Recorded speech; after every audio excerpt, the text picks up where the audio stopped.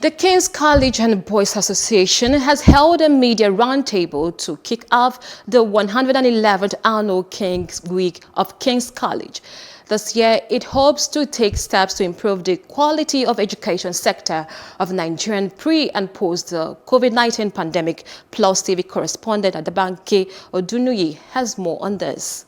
A media roundtable to address the deteriorating quality of education and welfare of Nigerian students was held by the King's College Old Boys Association in a bid to mark the 111th anniversary of King's College. The theme of this year's event is education. We want the people to know what we've been doing thus far and what we are planning to do. And the theme for the anniversary this year is education, the way forward.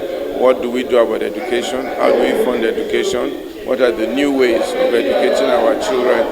However, this year, because of COVID concerns, we have zeroed in on just doing the lecture and the AGM.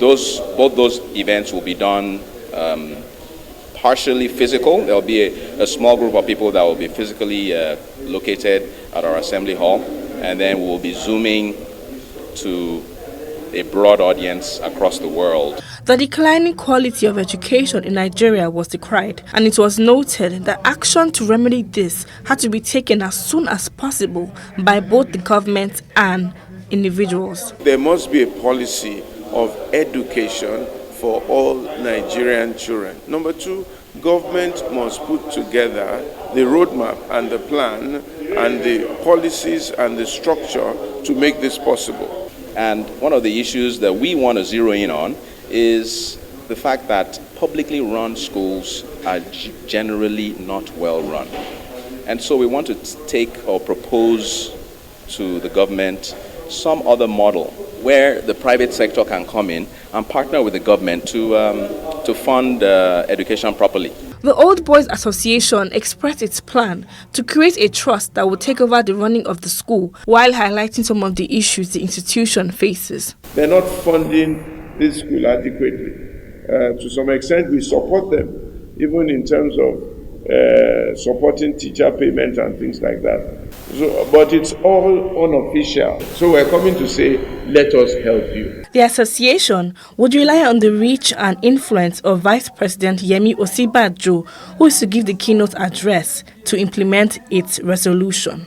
It's not for nothing that the Vice President, His Excellency Yemi Osibajo, is at the helm of this discussion.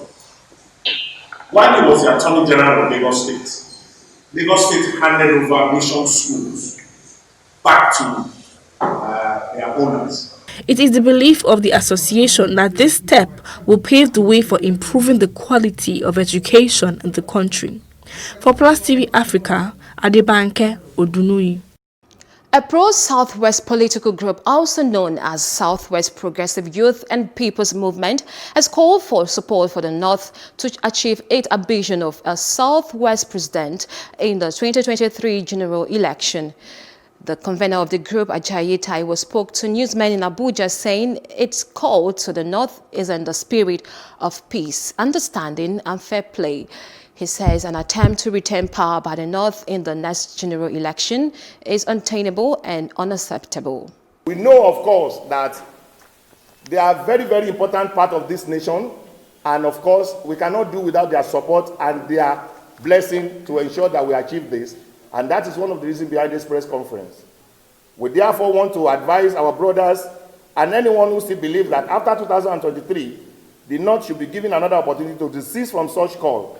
We hereby call on renowned progressive community northern individuals, our great and intelligent traditional rulers from the North, men and women of timber and calibers, with other very important northern stakeholders, not only for the sake of peace. Let the world understand, and Nigerians, both the daughter and sons, father and children, to give support to Yoruba's agenda for 2023 presidential to be the portion for them to rule. I want to tell all women to come out, to come and support us, because we want Nigeria to be one. And it is women that can move Nigeria to move forward. In politics, when we go by it, it's a game of number. If we go by the number, it will go back to the north. And we feel like if I have somebody who is there for me when I need him most, I should be there for him when he needs me most. So the Yoruba people have been playing a role, and they play a major role in becoming, in making the power to come back to the north. So we have to also retaliate. We have to give them back to them. Some members of the People Democratic Party have described the visit of some chieftains and the state chairman of the party and the 6 states of the Southwest region led by former governor of Ekiti State, Ayodele Fayose, to the National Secretariat in Abuja on Monday as misinterpretation of the situation of the party in the zone. According to them, the party's constitution recognizes the sitting governor of Oyo State, Seyi Makinde, as the leader of the party in the Southwest region, who should lead all members in the political zone on such important trip. The PDP members in Ekiti State, led by Senator Abiodun Olujimi, made this displeasure known at the party stakeholders meeting held in the state. I can take anybody to the national secretariat of the party and we'll take pictures. What is important is what was said while they were there. Nothing could have been said. The truth is, the former governor does not lead the party in the zone. It is Engineer Seyi Makinde that is our leader in the zone. And anything that will happen in the zone has to come through him. Because you see, the former governor would never allow anyone to do that to him when he was there. So we will stand behind Engineer Seyi Makinde because nobody can rubbish him, nobody can wish him away. He is the leader of the party, and I'm so grateful that we were able last night to publish our resolution at a meeting we held saying that Engineer Seyi Makinde remains the leader of the party in the zone, and anything that will come from our zone must emanate from him. The Human Rights Writers Association of Nigeria, Huriwa, has condemned the action of the Minister for State for Education, Chukwuemeka Nwajuba, over his alleged interference in the Okigwe Senatorial Zone's primary election. The national coordinator of Huriwa, Emmanuel Onwubiko, says the behavior of the minister is unacceptable, thereby asking President Muhammadu Buhari to immediately effect his sack. Onwubiko, while speaking in Abuja, says the minister has imposed his preferred candidate on the people of the zone by the October 31st senatorial by-elections. We are calling on Mr. President to sack this Minister of Education, and if he's so much happy about the job he's doing for him as his Minister of State for Education, and he should take him away from that very strategic ministry, because a person in that position should not be seen associating with a person who has a question. We're not concluding that he does not have certificate. We're saying he has not shown his certificate, and there are insinuations that his claim that his certificates are missing is not completely and totally verifiable.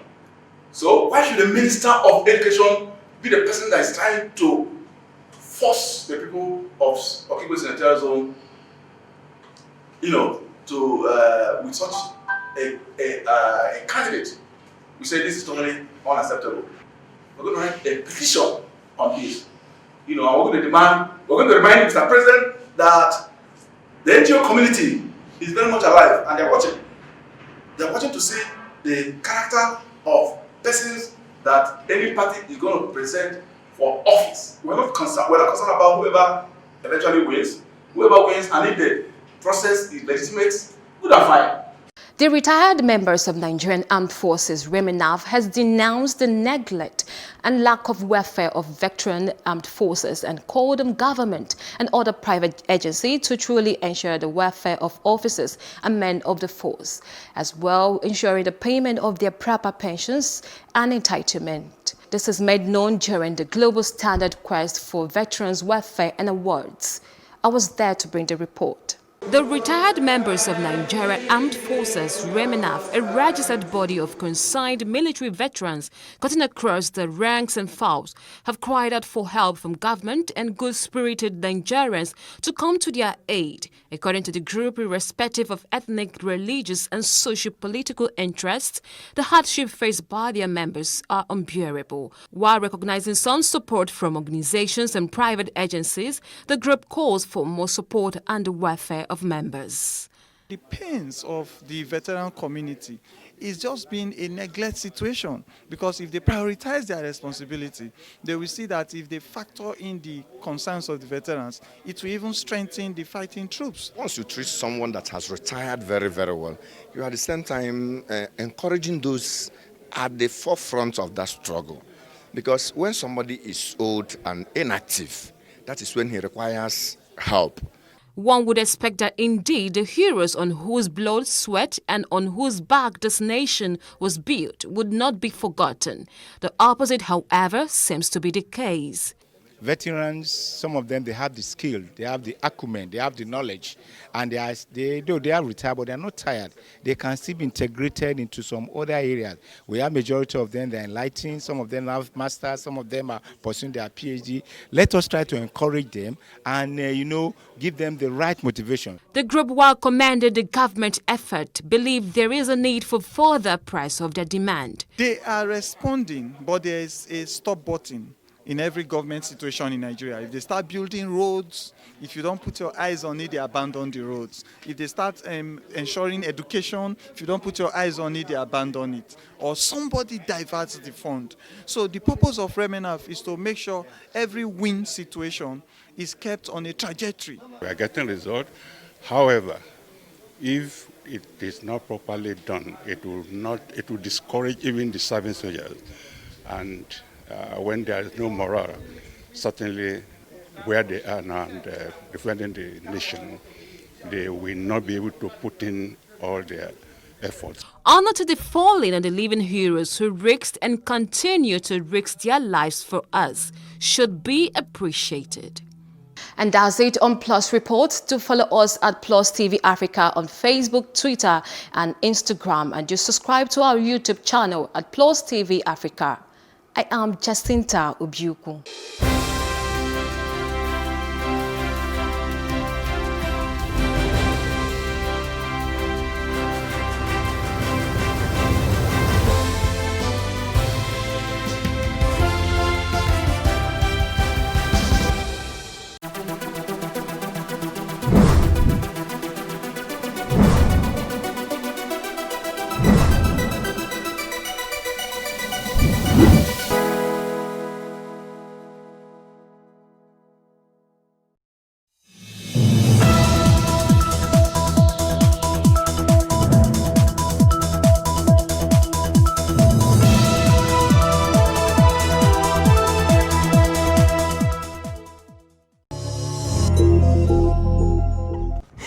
This is Tea Time on Plus TV Africa. Thank you for watching, and of course this is where we bring to you and analyze the biggest entertainment stories. My name is Elsie Godwin, and I have my very interesting co-anchors to me, Ife Omai and Ife Oluwa Oshunke. Yeah, what's that up? is trending with Watoni. That was intentional. I had a great interview with Watoni, but I don't know how. You don't know how. You don't know how. I was in Dubai many times. You don't realize this. Where coronavirus started from? Is that Dubai? I don't know how. Yeah, explain the how. Most populated country. No. It happens to the best of us if you actually want to look at it, because I'm not even going to lie. This is a reputable company. I asked one of our reputable newscasters, and he got only 3 out of the questions. 5 How many questions. did Watoni get? Because you are speaking reputable now. One. Which one? The China, after many tries. Fam, she did not get it. You basically handed it to her, so that's very different. Moving on though. But Dubai. Yeah, we are going to Dubai. She said her team is booking it. Anyway, moving on. Prince and Kid Wire left the house, left the bidding, left the lockdown season. Why didn't they give us Ozone? The show has ended as far as I am concerned. No, if or once, I don't know. At this point, I'm not more confident about anyone. But once Lakon leaves, I know I'm done watching the show, but Leko is still in this. Okay, So yeah. What content is Lekon giving you though? I don't know. He's just being himself. What content are the rest of them giving me? I like Leko. I like Kid and Erica were giving me content. Yes. So. I think the show ended after Erica left though. There was no more content as we used to But have. Kid's eviction came as a shock to many. It didn't come as a shock to me. Many. Though.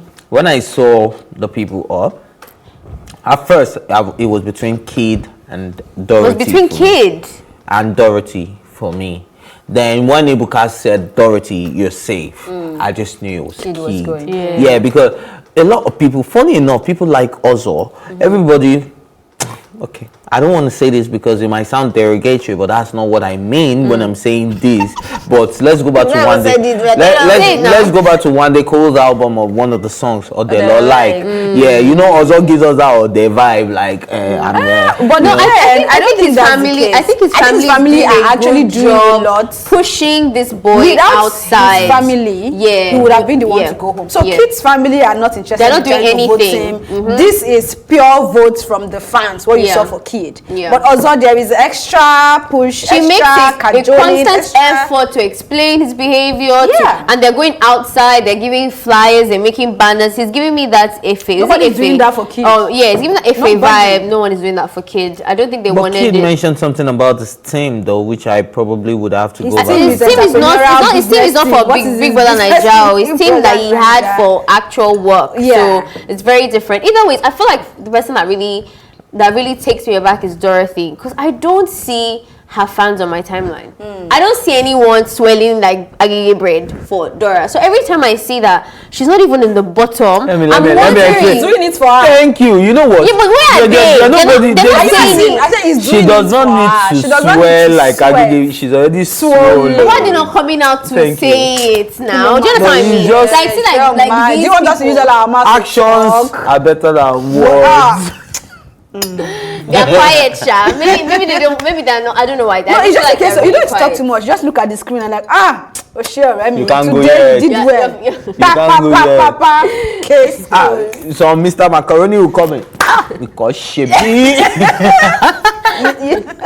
But anyway, I like what she does in the house. Anyway, she's been able to stay away from relationship, but also have like healthy friendship with some and she's real people's faves as well. So that can make them. I feel like she's a bit where they feel like Dorothy is making our person happy, so let's just vote for her. The only content that babe gives me is catchphrases like Ibuka and friends, or like say it with your full chest. I know she's been giving a lot of catchphrases for that, but I feel like that babe is very mature and is consciously controlling her narrative of how she wants to be described on the show. So for me, I don't really think I have watched Dorothy like fully in comparison to other people. But Leko is still in the house. I'm glad about that. I don't know what else is going to happen this week. But for the first time, I loved what Dorothy wore for the party. First time? That was I love what she wore for eviction for as me. well. For eviction.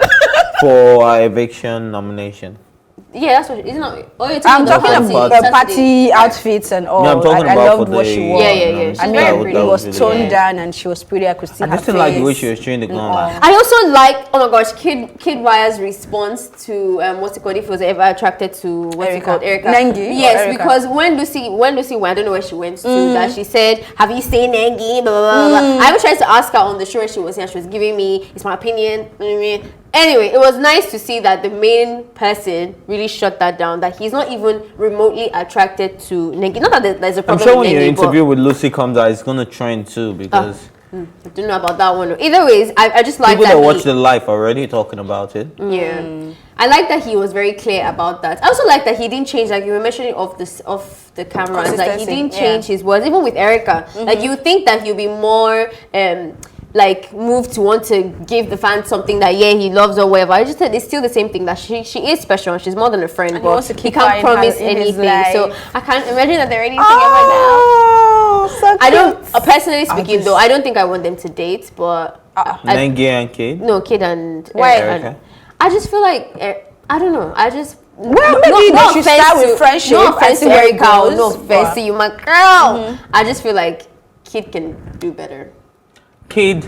Personally. Okay. You know what? You're judging Kid based on his looks. No. Is Gide a fine boy? I'm talking about, I feel like Erica in this house, she really fell my hand. I put a really high table. In regards to what? The way she But fought, you the know way she about did all that relationship. behavior, I was like, this is a big You guys see deal. when Lakon was asked and he was like, I just feel bad she's not here anymore. And our local as London V was like, oh, hey, yeah, I bet we're in control of our actions. Like, very sarcastic. Anyway, good luck to them, and we hope to be having conversations with them as the week goes by, yeah? Right. Okay, moving on to the next story. Daddy Freeze apologizes for calling Oyedepo a bowed-headed fowl. That's what Bob has said. So take a look at his apology video. Attention has been drawn to a video I released circa 2 years, 7 months ago, while addressing some pertinent issues that arose back then. I apologize for the delivery of my message and for any insult to Bishop David Oyedepo in that video, as I did not in any way intend to dishonor, disrespect, or disregard the person of the bishop. The perceived intention to the contrary is regretted. My methods of addressing doctrinal issues have long since evolved to a more scriptural and less confrontational approach. I was, and still am, very passionate in my quest to address what I believe are unresolved doctrinal issues, however, from a more amiable perspective. I am of the firm belief that for a faith to thrive, we as Christian believers have to, as a collective, be open to absorbing new theological and doctrinal frames of reference, as against a faith model subsumed in unchallengeable beliefs. This, I believe, can be achieved in love for the furtherance of our faith. So help me. Welcome back. Okay, before we dive into that conversation, let's go on a very quick break, and when we come back, we'll hear our opinions.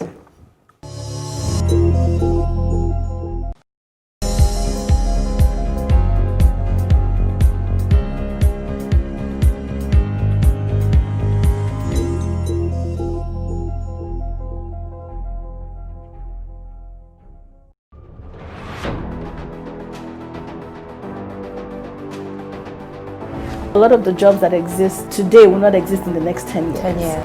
When I see people today shouting, we're not too young to run, we are ready to run. Ready to run to where? The people of excellence are, to a certain extent, being held ransom by idiots and bandits. Once you are in government, you believe everything you do is right. And once you are in opposition, everything the government does is wrong. And so it's time for us to take over power.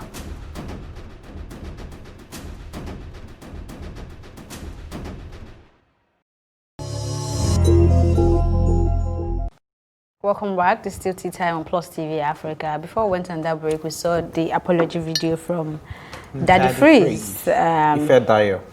Your namesake or? Okay. I just discovered that today, funny enough. That his name is Ifedayo. That is my namesake. Oh, our namesake. Are you Ifedayo? It's Ife. Oh, okay. Okay. We are Ifeluwa. And you're Ifeluwa. I'm Ifeluwa Lee. Wow. Okay. I wouldn't even know that. Let's You see? just focus on this Daddy Freeze matter. So, I don't know what he wants to achieve with this apology, but then I always say that when a person realizes they've done something wrong and they want to apologize, then yes, it is welcomed. Apologize. And I like that he said his aim is not to insult people or to bring anybody down or to say, you know, quite an insult. Yeah, his aim is to dissect the scripture. That's me paraphrasing now, and make sure that people understand it from every angle possible and all that. So I think that's fair enough. So would we be expecting an apology from what's his name now? Ibi Yomi or what? But I don't know if you guys remember when in the Bible where some kids were laughing at a bald man and what happened to them. So I'm going to get scripture. Didn't the ground open or something? Or something really drastic? I really can't remember details. I was the best student in CRK for a lot of years. Your competition must have been really weak then. No. Trust me, the devil knows the scriptures. Thank you. Back to what I was saying. So, I don't know exactly what happens in that story. So being a man of God, I think you should pay more attention to details, especially the scripture which you are hiding behind or saying things behind, right? So if you know what happened to the people who laughed at a man for being bald in the Bible, then I think that's a really derogatory. So when you're coming now to tell me now that that was not the intention, I feel like then you're probably not doing your research as a man of God. So every time you need to get on the pulpit, you're probably going to have to study. Daddy Freeze is not a man of God. He is. He has decided to come out to say he's a man of God. He's the pastor. The pastor of what? He said he's the leader of Free the Sheep. He has never come out to But say he's because using I the am a scriptures. pastor. Okay, but he uses the scriptures. Don't right? you use the scripture? Did you just talk about the scripture right now? Does that mean you're a pastor? I used it as an example. Maybe not. I used it as an example. I didn't use it because I have followers who follow me based on my religious belief. This is somebody that has a lot of followers. He does. Based Pastor on or not, he has a religious belief. leadership So I role. think it should be well grounded about the scriptural facts before he starts using certain words for people. But like you said, it's a welcome development for you to apologize about what you said. But now they dug this out from 2017. So if they didn't dig this out, you didn't think it was right for you, or you forgot about some of your, because the moment you turn a new leaf is about going back. There's even something about asking for forgiveness of what, especially when you know you've wronged people. So unless you're telling me completely now that you don't know that calling somebody a bald-headed something was not a sin, you should have apologized. So basically we're talking about body now. shaming now, yeah? Head shaming, actually. No, it's still body shaming. I know. So, does the curse that comes with that Bible verse you're talking about only happen when you body shame a man of God? No, was that even a man? No. I can't remember. Either the way, story see, the point clearly. isn't, I don't even think the scripture needs to put it in there to say that if you call someone a bald-headed person, this is the consequence. Before you start to say that calling someone a bald-headed person in general is a bad thing. I don't really need to do that, because as long as your words are built to hurt people. My only issue, and I feel like that's what Freeze is known for, so I feel like I have an issue with his entire representation, is that he talks too much. People who talk too much, you know that it is hard for you to keep up with yourself. And that's why it's always wise to fem when the time is needed. If you talk too much, you will say things that you're not meant to say because you are talking faster than you are thinking. And I feel like that's Dr. Freeze's problem. This apology for me, Dr. Freeze. Pastor Daddy Freeze. And this apology for me, because I know he's not going to stop talking too much, to me is a waste, because I know, give it time, he will find somebody else to insult. I've seen him many times, even when he is right, talk too much and say things that are hurtful to people. And I get that he's passionate about freeing the sheep, like his thing is called, and he's passionate about calling out people he feels are, leading people astray with the scripture and blah blah blah. And I know that can get you really, raveled up and you want to say things, but the point still remains that Dr. Freeze isn't someone that uses his mouth very cautiously. So this is not something that for me that I think it was even beneath him. When he said that wasn't his intention, I still don't buy that. I think your intention is not. He doesn't have that intention of not offending people. He's very okay with doing that, and he's done it over and over and over again. And so this apology for me is flimsy, because I know he's going to do it again. But to each man is on whatever. Well, like I said, I like that he apologized. And I'm also hoping that the pastor in question will come out to apologize and set things straight, because he said a lot of things that doesn't just hurt Daddy Freeze, but a lot of people that will identify with what he has said. So maybe this is especially the time for when him he to spoke about broadcasters, like it's not a noble profession to be a broadcaster. Like we're sitting here right now. Or isn't the half casting? And I mean, he said a lot of things as well. So maybe he should just make a 1-minute video as well and just apologize to everyone. Well, he's not even apologizing to Ibiomi. Ibiomi was not attacking him for insulting himself. He was attacking him for insulting Oyedepo, right? So, but he wasn't attacking him for insulting Oyedepo in the 2007 video that Dr. Freeze is apologizing for. But we don't know the particular video. No, people now dug this up. One, like, yes, so this one is ages ago. This one was 2017. He even said it now. Dr. Freeze one that made me know what. I keep calling him Dr. Freeze. Daddy Freeze was the one that I said it's 2007, 7 months ago, or something days ago video. So they dug it up for that. He's not even apologizing for what made them trend how many weeks ago. So did you see the video that made them trend? That, No, I that didn't. Pastor Ibiyomi was responding No, I to? did not. Did you see the video? The one The that, main one Pastor that Ibiyomi was was responding referring to. to. no, I didn't. Was this The one, Bondele the or one that the about phrase was something else? referring to, the No. 2017 The video. one she's saying there is another one Yeah. that Pastor Ibiyomi was talking about. I didn't see that one. I don't know about that one. No, I did see that one. Okay. I did see that And do you one. think I there's didn't see something the he one- should apologize to on that one? No, it's not the first time that the phrase has been coming against Oyedepo. He doesn't really agree with Oyedepo on a lot of things, so they've been having back and forth. So he's saying that this is the last time you'll be calling the Pastor Oyedepo, because he has been calling him a lot in his videos. right. He's one of those So it's an pastors. accumulated anger. Yeah. Okay. All right, moving on to the next story. Burna Boy, Davido, Wizkid, Yemi Alade, Tiwa Savage, and others get nominated in this year's African Music Magazine Awards, that's AFRIMA.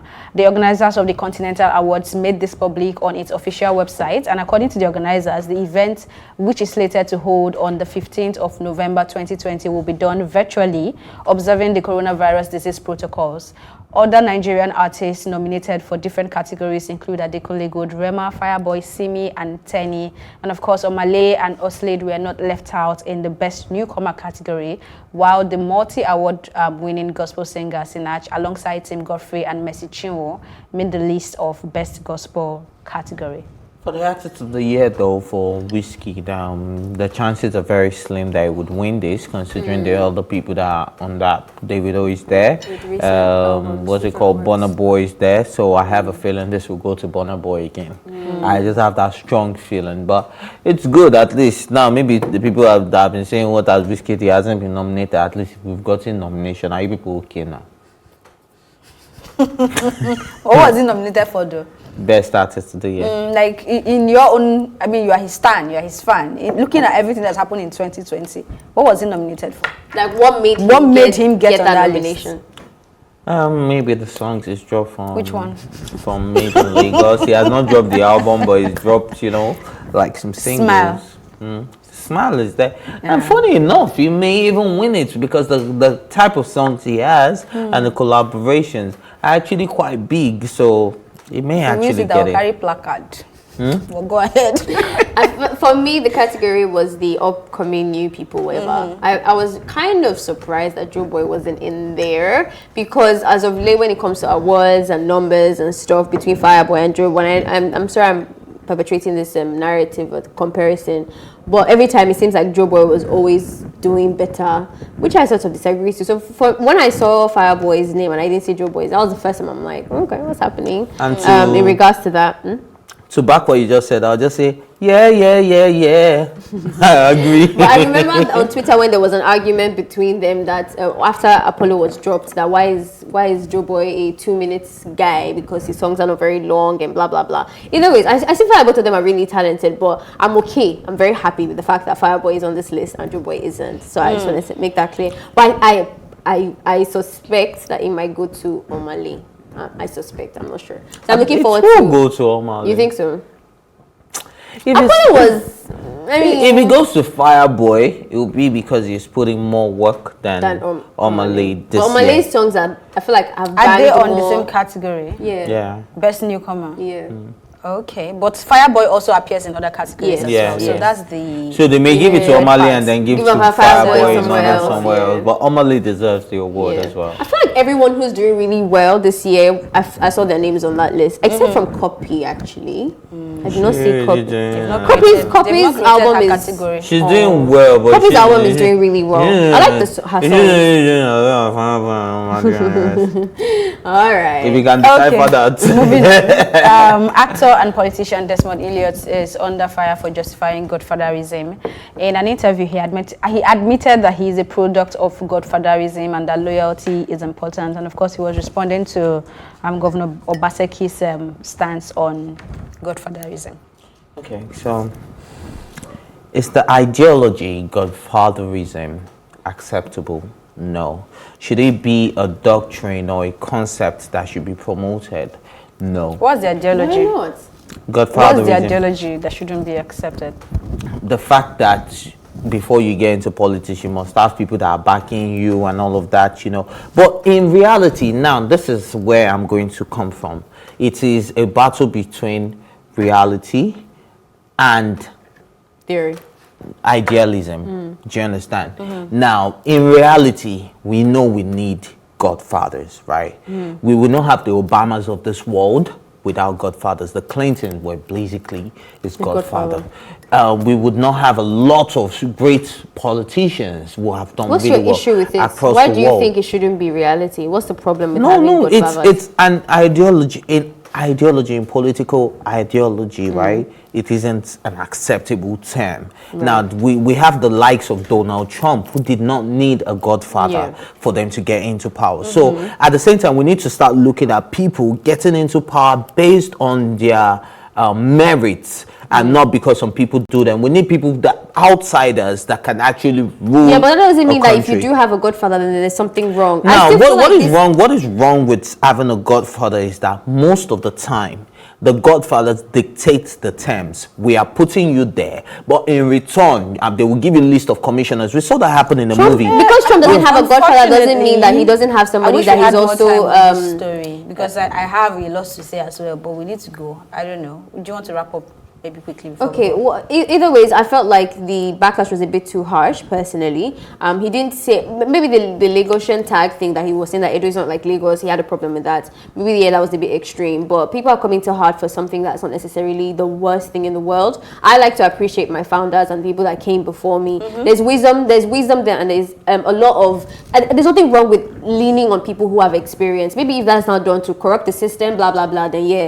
But either ways, I felt like it was a bit too At the end of the day, too, and I feel like there's nothing wrong with godfatherism. I also want to. Depends on the people involved and what their interest is. Real quick, I also need to put it out there that Desmond Elliot is not actually a product of Tinubu. He's a product of Tinubu's godfather too, who is Obasanjo, because it was Obasanjo who placed him there. I have a credible source to say this. All right. Thank you for watching. And please send your opinions via WhatsApp to 09060005719 or Twitter at Plus TV Africa. Also send in your opinions, or just visit our YouTube channel to watch all our conversations at Plus TV Africa. My thank you as always go to my co-anchors Ife Omai and Ife Oluwashonkeye and the entire production team. Thank you for watching. My name is Elsie Godwin. Stay safe.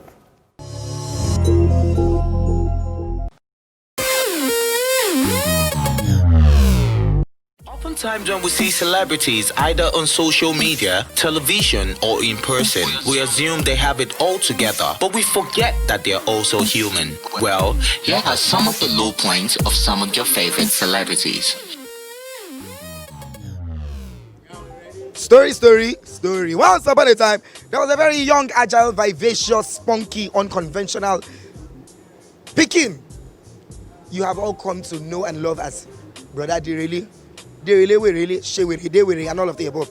But you see, getting to this very point in time has been a story of hurdles. I have crossed so many hurdles. I've broken down ceilings. I've crashed barriers. I've scaled mountains, figuratively speaking. Because you know what? For every single door that was shut on my face, you know what? I found another door. For every time I was put in a box, I jumped right out of that box. I am still in an industry where I have to constantly prove myself. Not the fact that I have to prove myself to myself, but I have to prove myself every time how resilient I can be and how much of an identity and strong force that I must be. So you know what? This is my celebrity story. My story is like $1 million question rolled into one.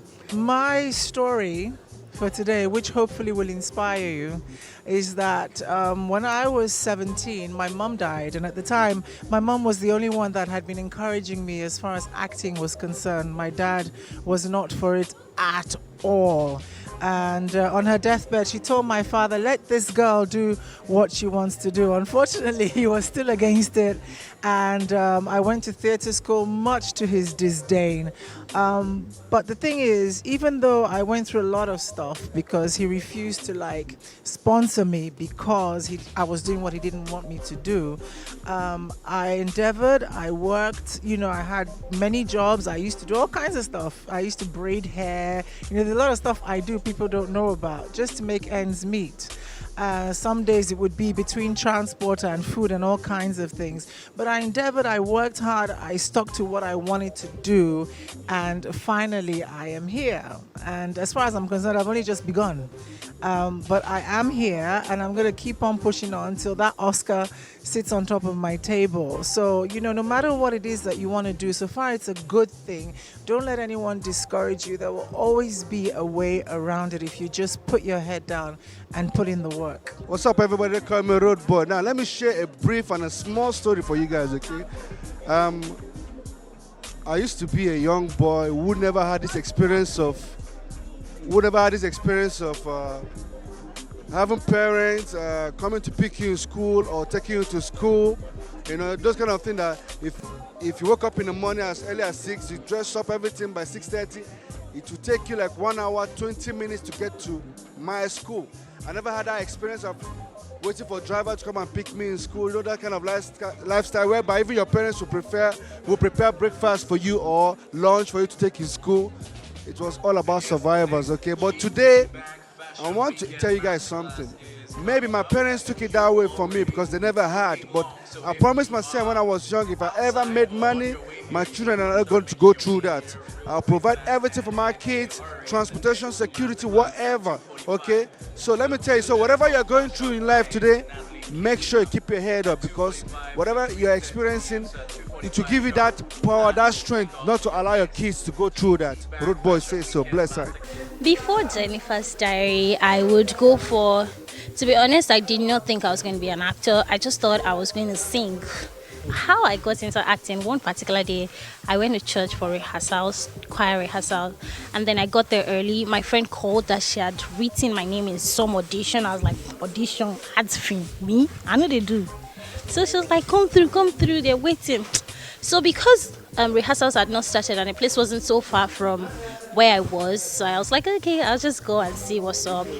Thereafter, I started going for auditions. Some people will say really nasty stuff to you. Instead of them to just say, no, go. They will yab you. They will make you not believe in yourself. You just feel like giving up. So I just chilled. And then one particular time, I got a BC, 1,000 Days of Blackberry. My friend sent me an audition BC. It was for Jennifer's Diary. So I said, guy, I know they go. All these things, they don't already get people where they want to put there. So I'm not going to go. So I was like, go. My mom told me to go. My dad told me to go, the amazing man, and my friend. So I didn't even know what to wear. So I was discouraged, like, nah, I'm not going to go. But my friend, thankfully, she works for Genevieve at the time. By the way, I love. I cannot explain the love I have for Genevieve. The place was crowded and I don't like crowd. So I went to hide in the restroom as always. That's what I always do. So I was there till like 8 p.m. For real. I called my mom. Mom, I'm leaving. She said, no, too bad it's audition. So I stayed there. 9 p.m. I auditioned. In my head, I was like, there's no way they won't have found people they need. Couple of weeks after, they called me for the second audition. We did the third audition. We did the final reading. We're quite a number of people reading for Toyosi. At the end of the day, as God would have it, I got the role for Jennifer's Diary to play Toyosi. I did not have any idea that the character was going to have so much continuity. I don't even know.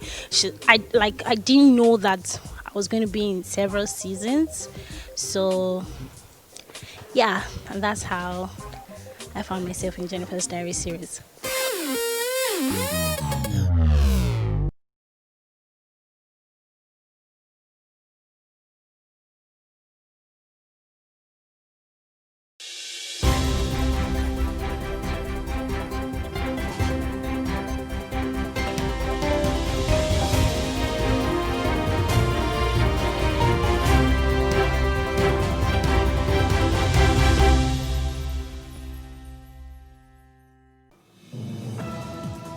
Thank you for joining us.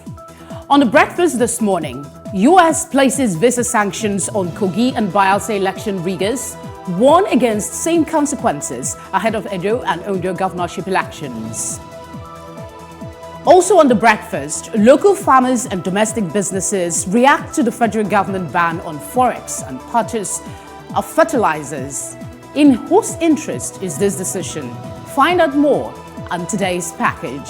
I am Felicity Ezewike.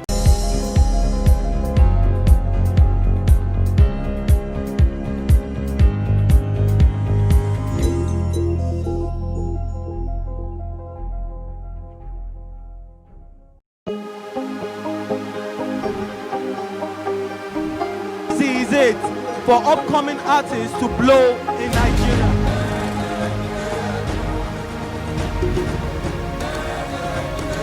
Welcome to Plus Trending. I am Booking November, your host, saying thank you for joining us on today's episode. Welcome back. It's tea time on Plus TV Africa. Practice makes perfect. I'm not perfect yet, but I'm a lot better than I used to be. He's a king. He's entitled to marry 100 if he wants to.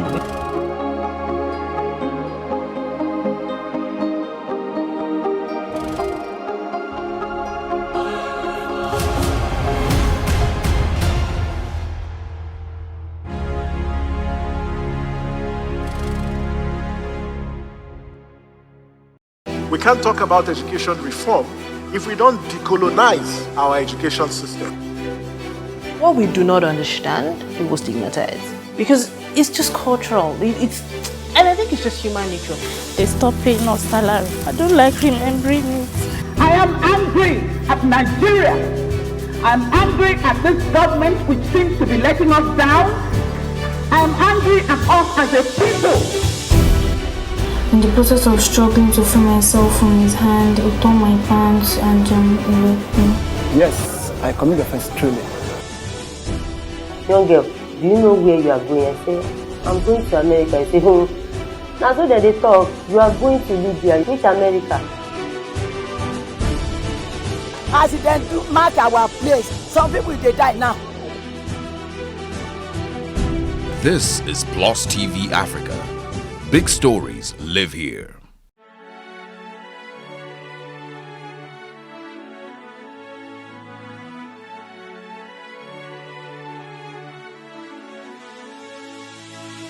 It is engagement we need to have. Those who suffer miscarriages are never taken into account. Members of the National Assembly are also influence peddlers. You are sitting on Nigerians' money. From the barbing, I pay my rent.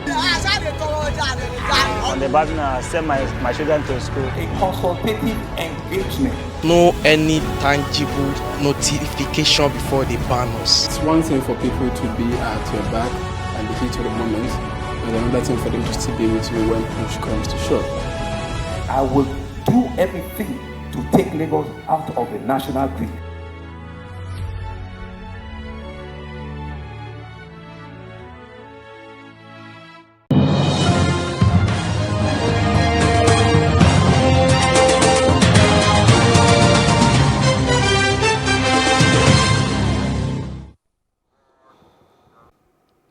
Nigeria has recorded 132 new cases of coronavirus. The Nigeria Center for Disease Control, NCDC, announced this on Monday. Of the new cases, 52 were recorded in Lagos, 27 in Gombe, 17 in Plateau, 10 in Kwara, with Enugu and Ogun State recording 9 cases each. Katsina State recorded 3 new cases, Ekiti recorded 2 cases, while Bauchi, Osun, and Rivers all had 1 new case each. The new cases now bring the number of confirmed infections in the country to 56,388. 44,337 people have recovered from the virus and have been discharged from isolation centers, while 1,083 have died. Governor of Ekiti State, Kayode Fawemi, has approved September 21 for reopening of primary and secondary schools in the state. Schools across the state have been shut since March in order to prevent the spread of COVID-19. Speaking in a statewide broadcast on Sunday evening, Fawemi directed the schools to reopen. He also directed tertiary institutions in the state to open from October 2, subject to each institution's governing council decision and strict adherence to safety protocols to curb the spread of COVID-19. Since our children started their examination on August 17, there has been no spike traceable to them or their teachers. This shows that our preventive measures to safeguard them from being infected has been effective. Similarly, I'm also sure many of you have received the information that the federal government, working in conjunction with the states, has announced that schools could start from September as COVID-19 cases continue to steadily decline nationwide. Consequently, we're encouraged to further open our schools to other classes as from September 21, 2020. It is therefore my pleasure to announce that more classes will be reopened in the state as follows. Students in SSS 2, GSS 3, and Primary 6 are to resume on September 21st, 2020. Students in SSS 1, GSS 2, and Primary 5 and 4 are to resume from September 28, 2020. While students in GSS 1 and Primaries 1 to 3 are to resume on October 19, 2020. However, pupils in kindergarten and nursery schools are expected to resume on November 2nd, 2020, when we hope more assurances of safety for their age bracket would have been established.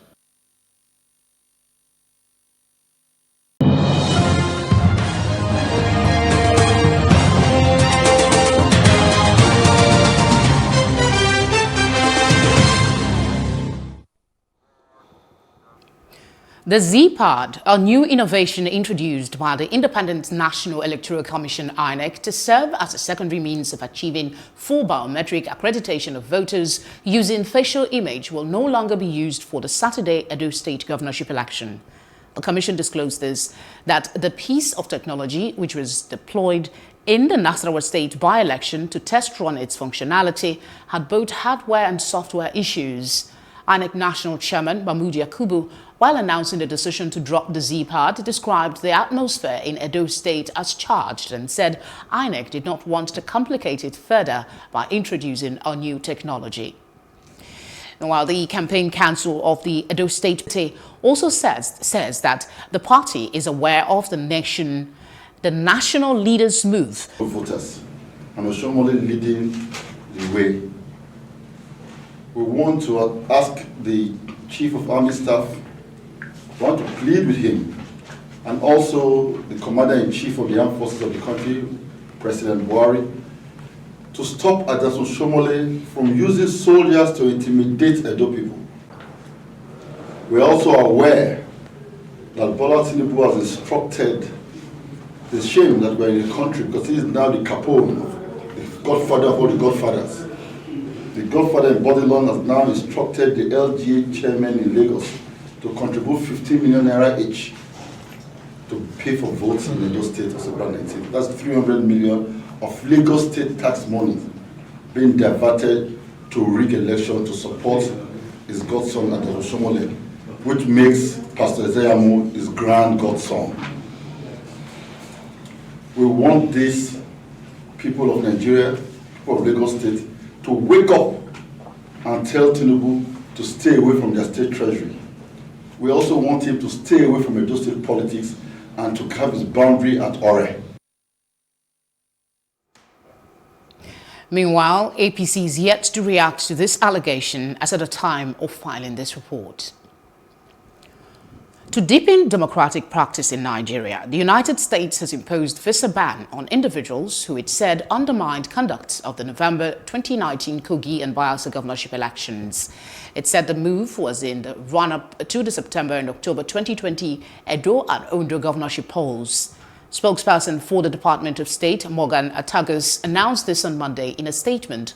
Although the U.S. government did not reveal the identities of those who have been banned, it said the ban was in furtherance of its commitment to strengthening democracy in Nigeria. Joining us to discuss this is Wale Ogunade, legal practitioner as well as a political analyst. We also have joining us Victor Kai, a former presidential candidate. Thank you, gentlemen, for joining us on the news. I'll start with you, Mr. Ogunade. What is the import of this ban?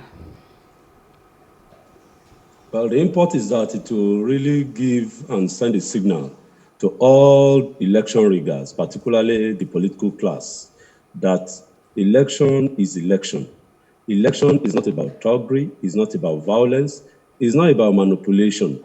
Election, as we all know, is the will of the people, allowing the will of the people to come up, not your own wish.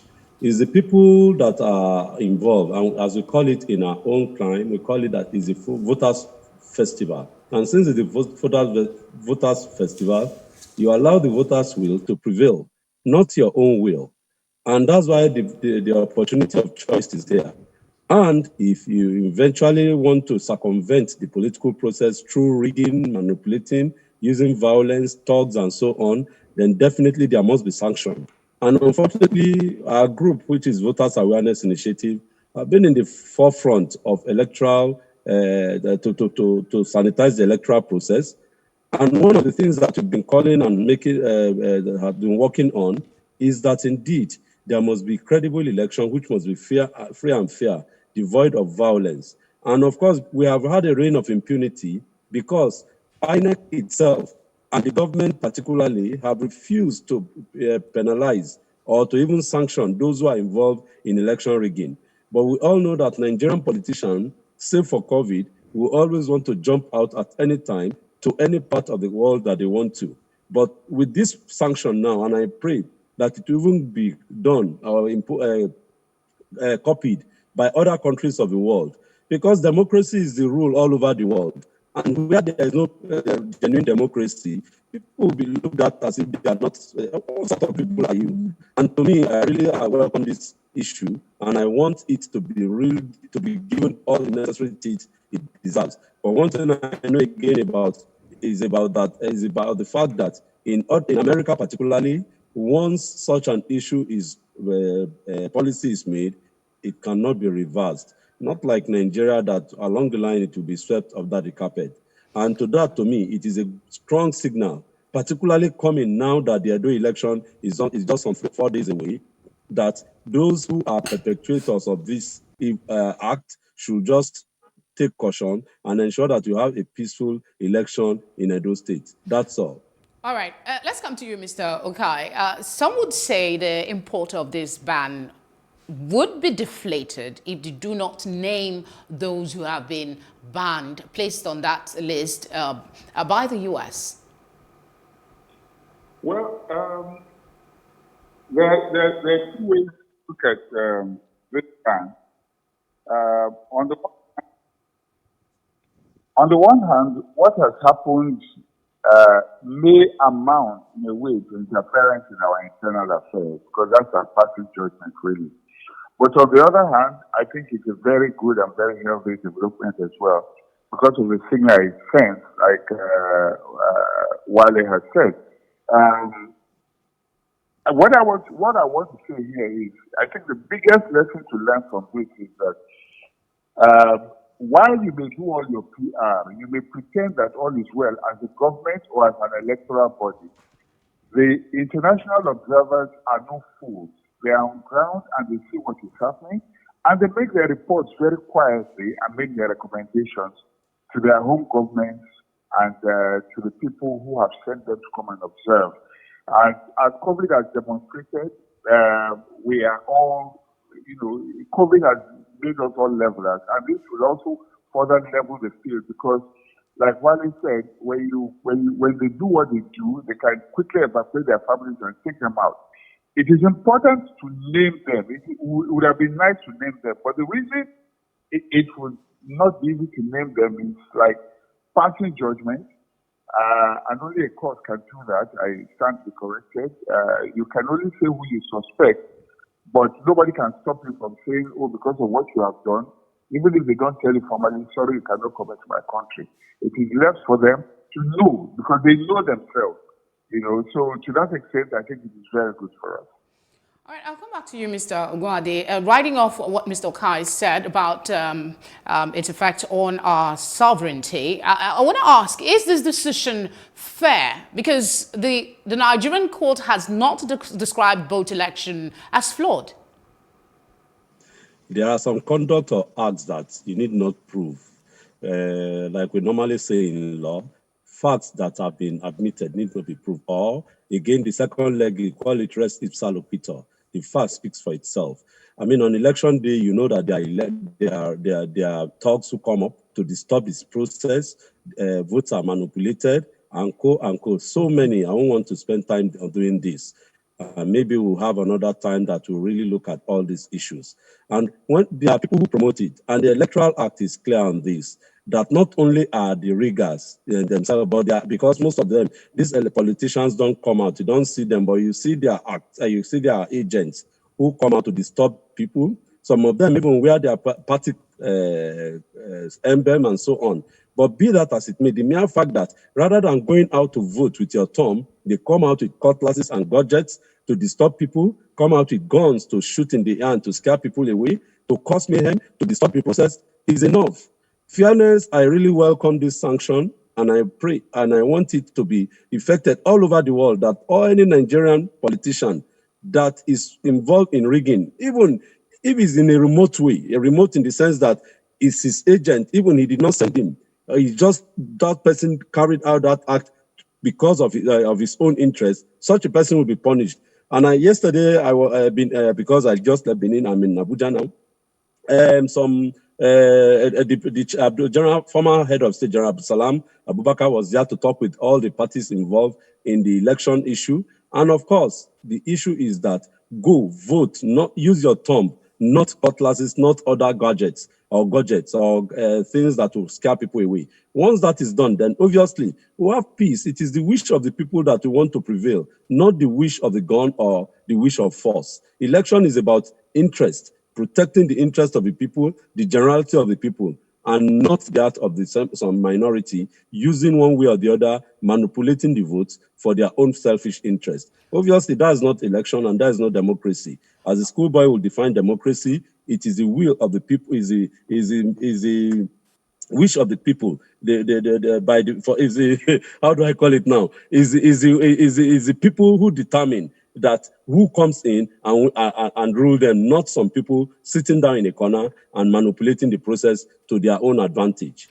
If we have time, we'll definitely be looking at some of these, this manipulation you're talking about, and of course your request that this be replicated across the world. But let's go to Mr. Okai and ask this question. Someone's saying this decision is hypocritical, that the US has got its own electoral fraud to deal with. Now they're telling us how to run our own democracy.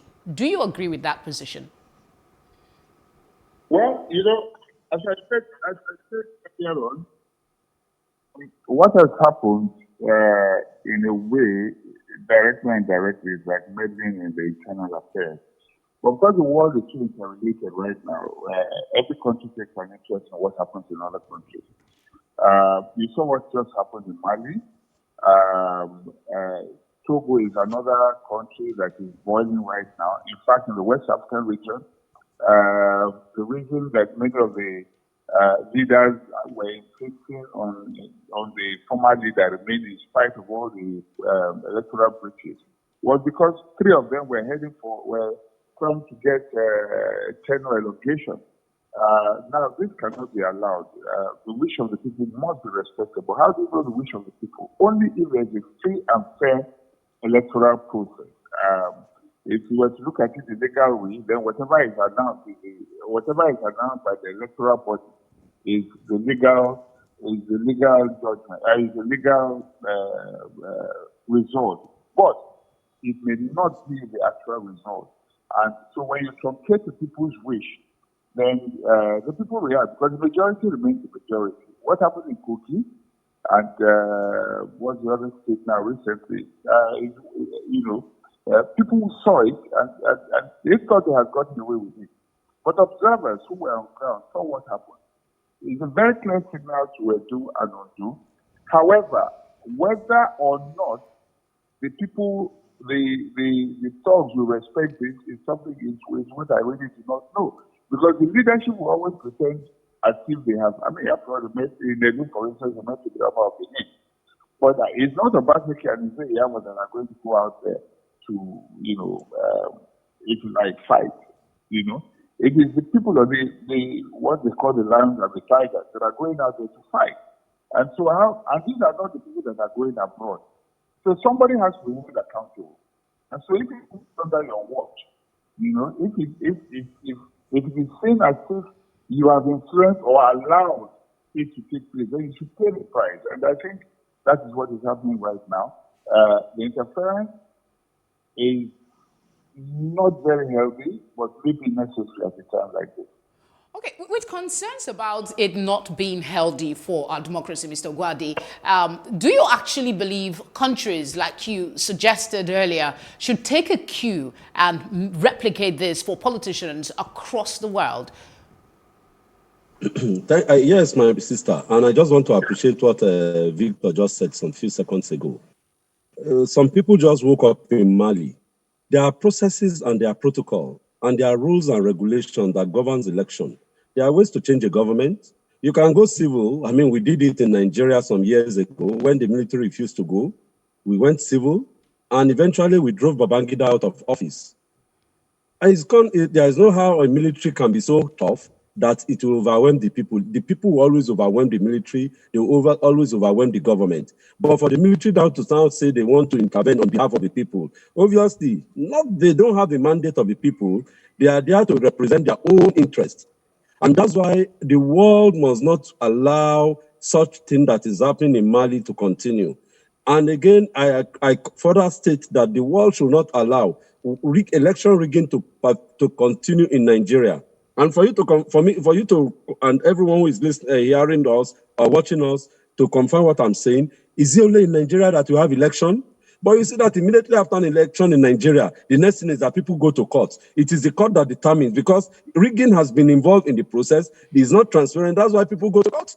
In other countries of the world, people should just call and say, yes, in India or in this country, this is what happened. You don't find this type of a thing there. It's only in Nigeria that it has taken a big issue that you know that an election is coming. Rather than planning to win fair and square, you plan to rig or to cause commotion, then you go to court and get it upturned because you use the court to get it done. And of course, again, I'm an election lawyer. I am involved in election petition. And you find out that sometimes you just look at it that, why are these things done? Because the laws are weak. And because the Nigerian politician knows that they can circumvent the law, they do it with impunity. But if other countries in place sanctions, don't forget that the world is a global village now. Whatever happens to Nigeria happens to everyone all over. And I think that the best thing is that everyone should just support this project done by the American government, and even, just as I said, replicate it all over the world. Then there will be sanity. Because even if a politician in Ghana, a politician in Indonesia, or a politician in Germany wants to be involved in anything called electoral fraud, he knows that it will not fly. It will be dead on arrival. And because of that, everyone will just behave themselves. In the absence of that, what we'll have is chaos. What we'll have will be manipulation. Just as that slide that you showed now, people are there queuing. They have wasted time. They have invested their time in queuing under the rain or under the sun. And some people will just come and disturb that. Obviously, it's not fair. And the way that there must be a punishment for it. And it should even be more than that, just visa ban. They must even be banned for 10 years, 20 years, or even not allowed to contest or even occupy any public office whatsoever. Anyway, we in the Voters Awareness Initiative, we are working seriously on further sanitizing the electoral process. And for information, part of the sanity that we introduced is why INEC now made some rules and regulations that any politician who is involved in thuggery will be removed from the ballot box. And of course, you can be sure of on the ballot paper. And maybe that's why some element of sanity has come in, because initially you knew that definitely there were acts of thuggery all over Edo State. Campaigns were disrupted here and there. And of course, foul languages were used. Now there's some element of sanity. Mr. Gwade, what happens? You talked about to arrest the situation further. Mr. Gwade, you talked about court making the decision for us after elections. Yeah. When you say that INEC should remove politicians, how sure are you that after the elections they're not going to go back to court and the whole effort will be derailed, and the court will say, oh, you omitted this person, come and do the elections again? We've seen situations like that happen. Yes, Section 222 and 221 and 222 gives INEC the power to conduct and regulate issues concerning elections in this country. By extension, there's what we call the ouster clauses. You see, once a statutory body has been given power to carry out an assignment, if it's done, in a statutory way, according to the rules and regulations, invested on it, obviously you go to court and you can be assured that when people go to court, you had people judgment or judges saying that, well, that the claim complainant or the claimant is a busybody, or that the court has no jurisdiction to hear the matter, or that the person is a meddlesome interloper. But be that as it may, these are issues that, again, just as I said, let us test the law. Let people be banished, let them be punished, let them be banned, and let them go to court. And of course, don't forget that INEC have lawyers too. They will go to court and present the facts before the court that this is the reason why we took this decision. Of course, it will stand. You can be sure that it will stand. The only thing is that people have not been able to test the law. And sometimes the political class have been able to circumvent and use their political power to now make things work. I wish INEC is independent indeed in words. Anytime I have intervention with them, I tell them that, look, you have the power. Some few years ago, the INEC was not involved in monitoring political parties when they are conducting their congresses and so on. That's why you see a political party leaving Oyo State and going to Ekiti or Ilesha to conduct its a congress to elect or to select. But that has changed now. But now, because there is no INEC officer in that congress. So all these things, we are moving the process so that indeed democracy will be ingrained, will be sustained, and of course will be better. And of course, these are the various interventions that we're putting in place for it to come up. Let's bring in Mr. Okai. I mean, a ban, though you're skeptical about it, you still see some merit in it acting as some sort of deterrent. Is it going to be strong enough? From what we've seen in Edo and Ondo states ahead of the elections, how impactful would this decision be?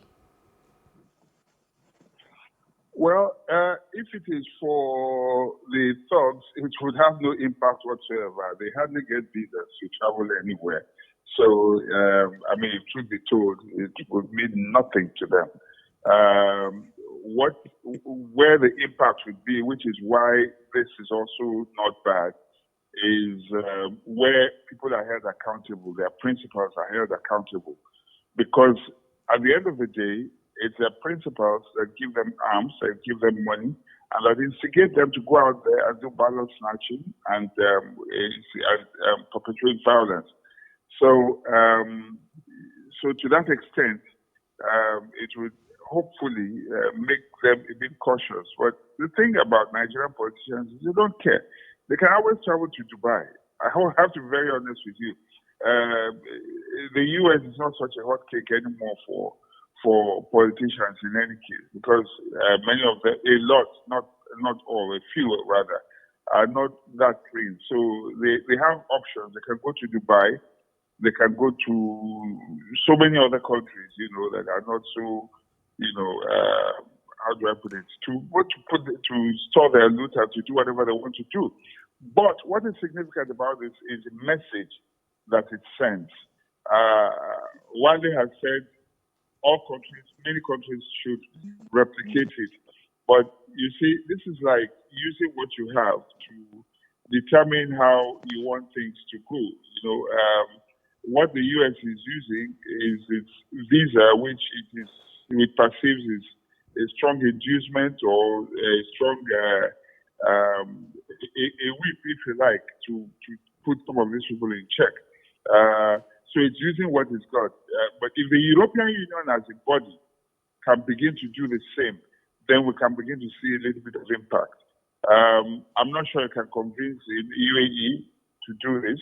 I'm not sure I can convince China, although it's not a hot destination right now, but it's a beginning. So, but if it is about the impact on the ordinary person perpetrating these crimes on the streets of Edo and Ondo on election day, frankly, it would not make any difference.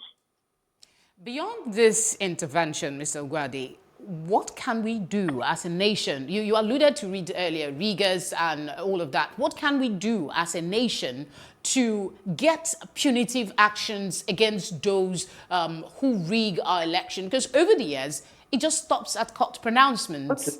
I will say this.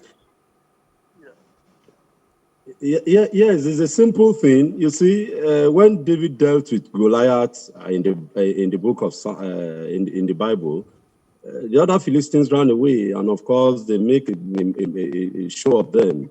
Here too, it lies on the people. It is the people that will save themselves.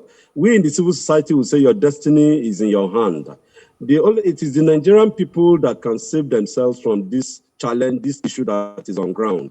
Because just as I said on the slide you showed some few seconds ago, we go through a lot to vote. Some people you need to see. Like there was a time before I could get myself registered to vote, I had to trek because there was no the voting center was not near me. I had to trek because, of course, you know that there is always a lockdown. I had to trek more than 20 kilometers before I could vote. And after voting, the election was not there. Obviously, that's not too good enough. But it's the people that will move, that no, we want this. It's about mass protest now.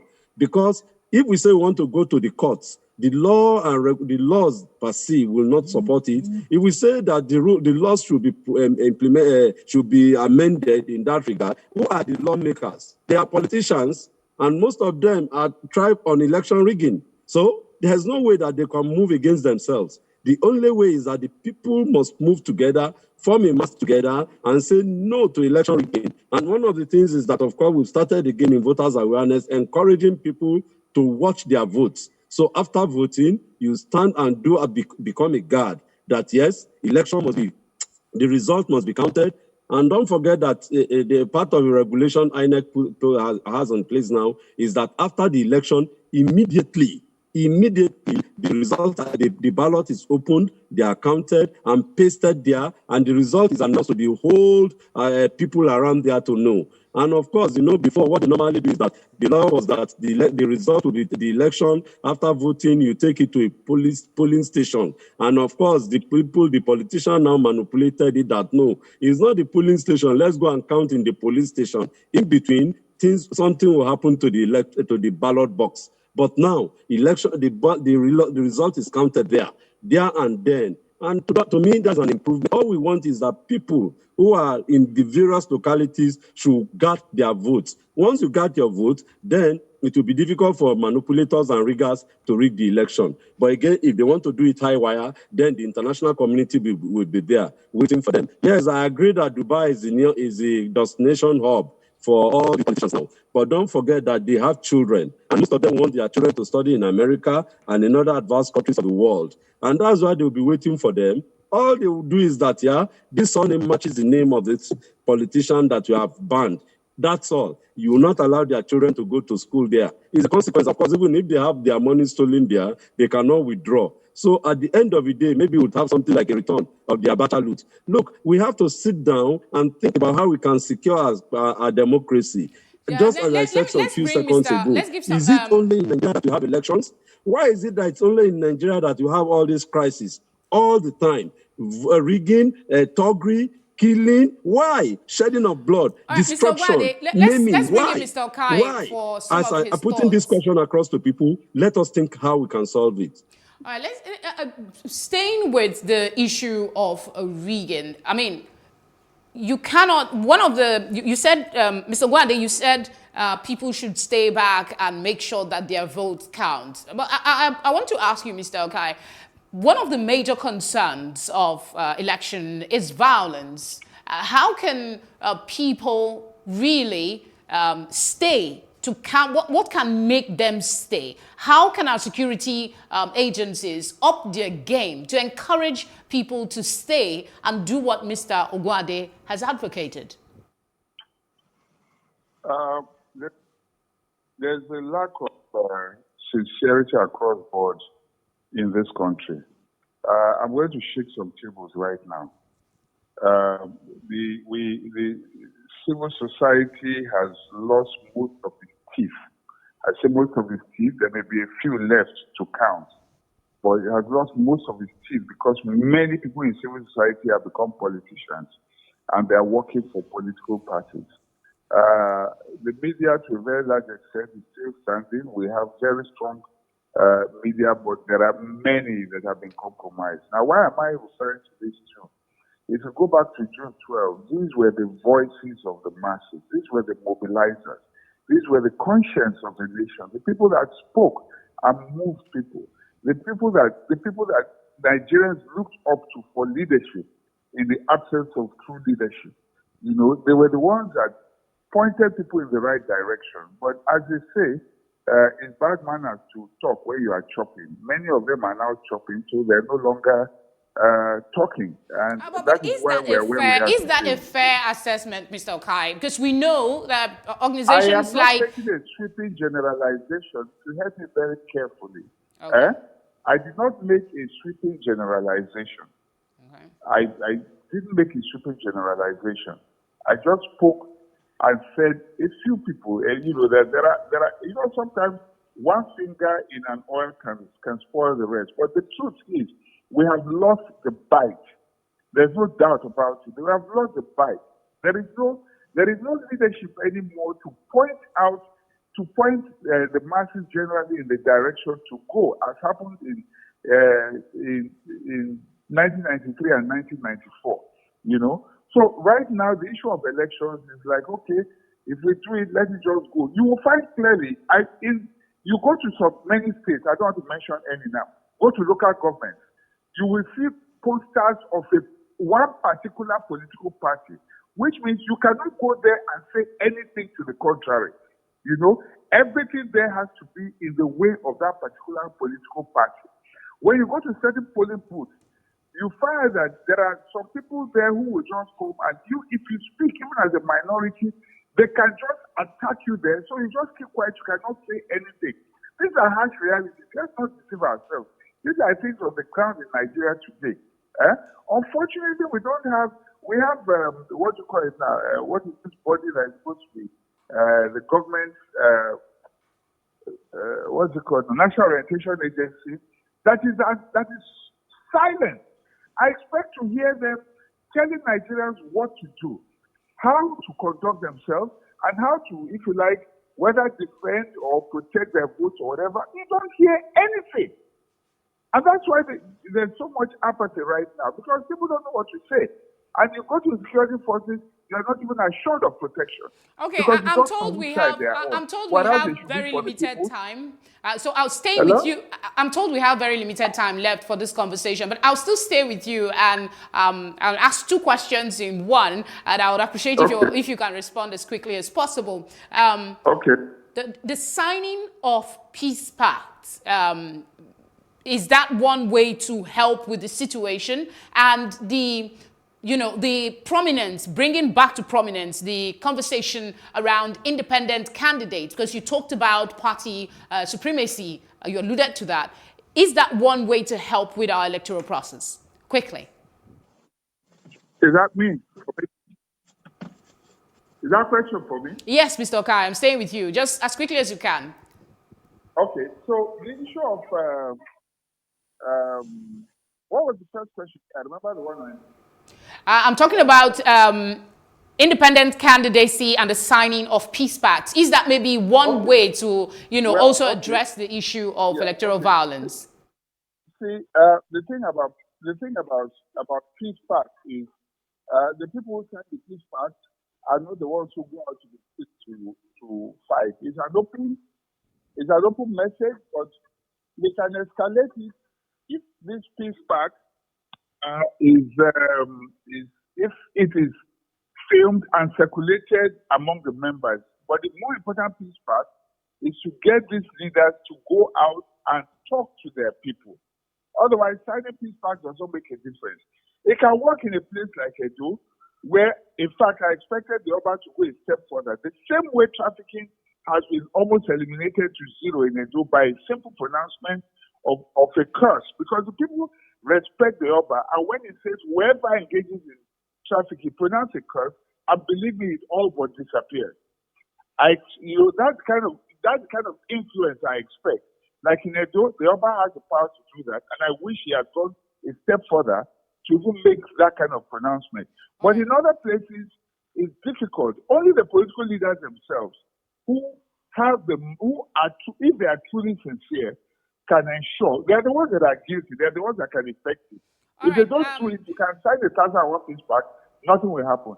As for independent candidacy, I don't know how well it can work in this country. We haven't given it a chance, but because I know that there are people who are rich enough to be able to mobilize across the country, who may be popular enough, but unless we try, we don't know how it's going to work. I'm not even sure that that's even a guarantee, because having even smaller parties is the same as having independent candidates.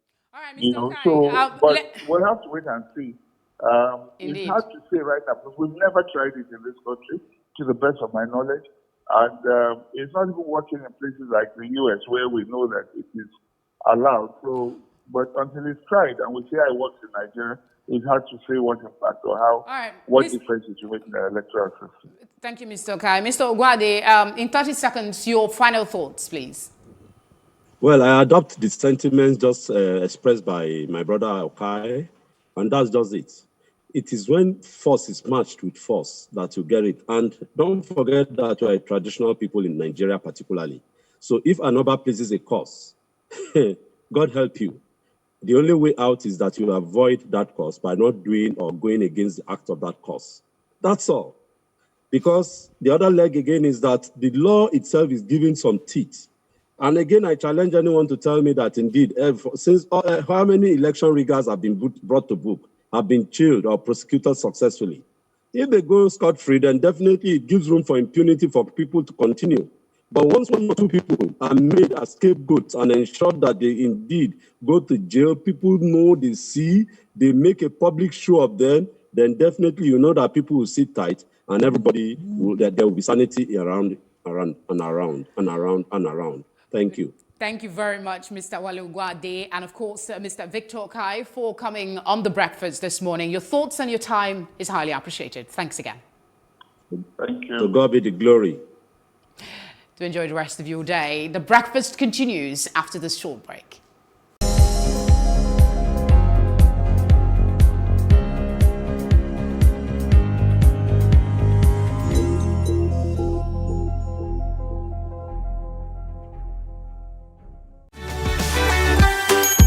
There ain't nothing like sunshine and air to make you feel like you don't have a care. There ain't no one else around but you. So here's exactly what you're gonna do. Take your hands and dig deep into your soul. Let yourself lose control. Turn it up, so get up. Can you feel it all over? No, you're meant for that when you get the chance. So put on your favorite sound and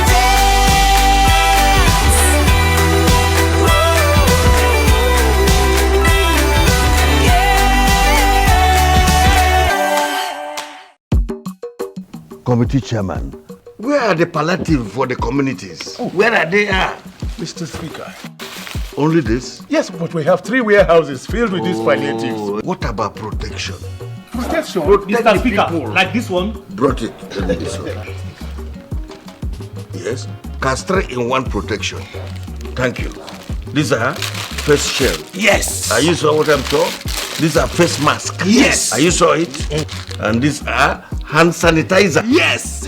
Place your order at 2,999 Naira. It would be delivered to your doorstep by FedEx courier service anywhere in Nigeria at no extra cost. Contact our 24/7 call center at 09-904-1000 or visit our website casppe.com.ng. Cas 3-in-1 Complete Protection. Protect others to protect yourself. In a world of overwhelming voices, where everyone has something to say, it is important that we bring the core issues to the fore. As we lend our voices to inspire, inform, influence, and provoke your thoughts and action. We want to hear these issues and know what you are saying. This is not just women talking. It is an evocative program that touches the core of our existence. We take on topics some may consider taboo and want to sweep under the carpet. We understand that what touches one touches all. We know you have a lot to say, so let's hear you.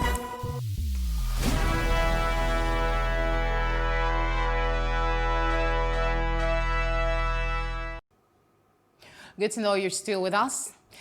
President Muhammadu Buhari recently directed the Central Bank of Nigeria, CBN, not to provide forex for the importation of food items or fertilizer. Speaking at a meeting of the National Food Security Council at the State House in Abuja, the president urged private businesses bent on food importation to source their foreign exchange independently. He also directed that blenders of fertilizers should convey products directly to state governments so as to keep the cartel of transporters, undermining the efforts to successfully deliver the product to users at reasonable costs. Joining us now is Tunde Saliu, the CTO, AgroRite, joins us. Thank you very much for joining us. Do we have Mr. Saliu? Yes, please. Thank you for joining us on The Breakfast. Thank you for having me. All right, let's get right to it. Do you consider this a good decision by the federal government? Well, yeah. I mean, theoretically, patronizing locally made product is one of the metrics of boosting the economy of the nation. So yes, with the right structures, with other factors like encouraging local processing companies to step up to meet the quality and quantity of the demand. Yes, definitely. I believe this is a good move. There's been accusation of round tripping over the forex from CBN, where the farmers even enjoying the forex waiver before now. Yes, but not efficiently, because I would say there are so many hurdles to cross to get this forex actually for the average farmer. So we're with this move now, we'll see where it takes us. Because before now, I wouldn't really say it's really efficient.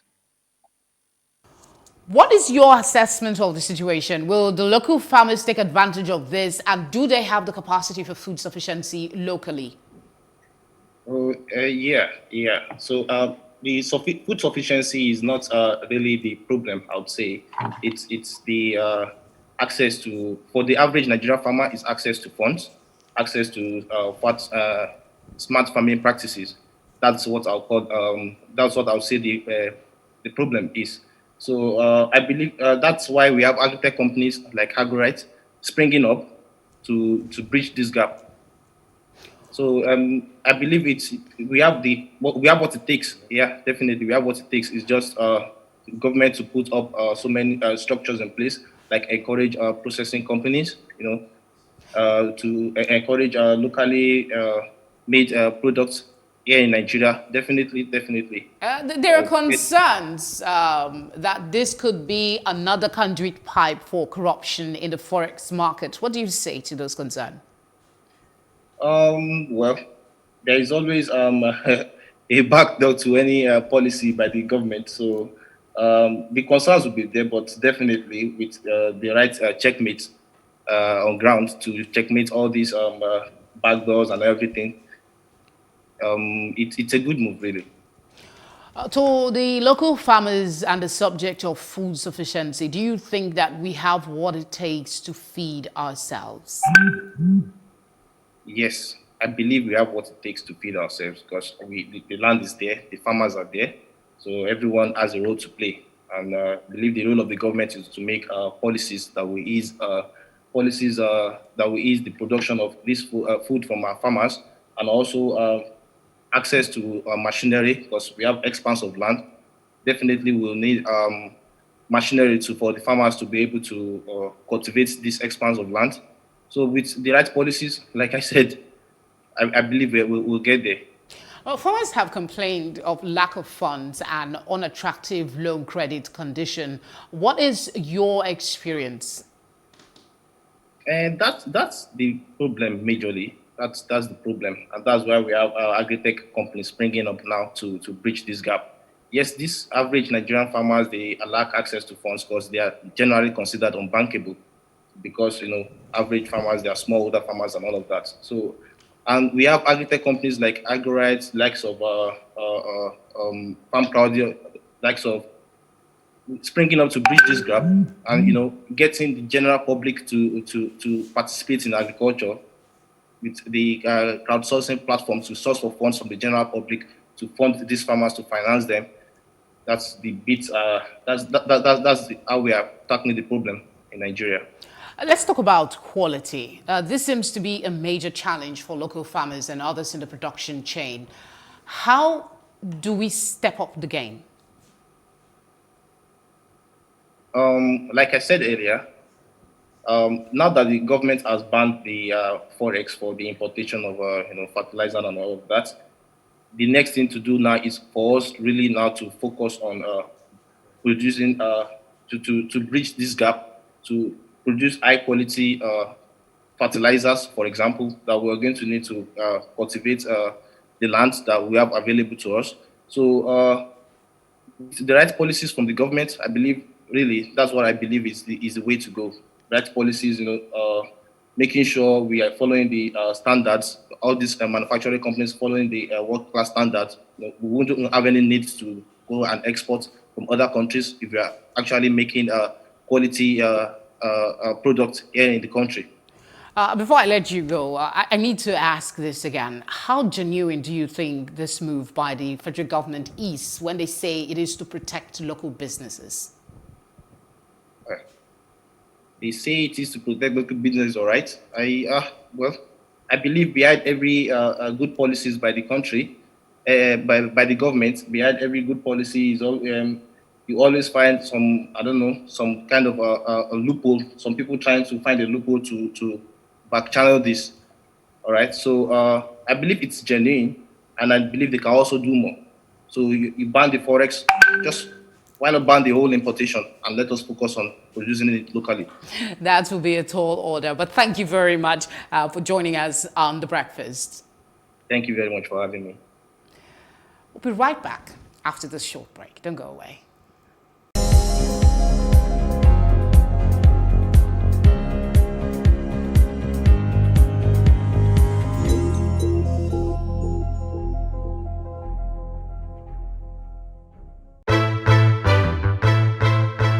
Many thanks for joining us on News on the Hour on Plus TV Africa. State government has approved a bill for the establishment of State Security Network Agency, Amotekun. We have the highest number of extremely poor people in the world. He's not concerned about lecturers that are raping students that are under their care. He's concerned about them being stigmatized. And I can tell you that he will get the result in full measure. He cannot avoid responsibility. Why the focus on Africa at this point? The news only cover, one side of Africa. So we always felt like the picture is incomplete. So we need the whole picture.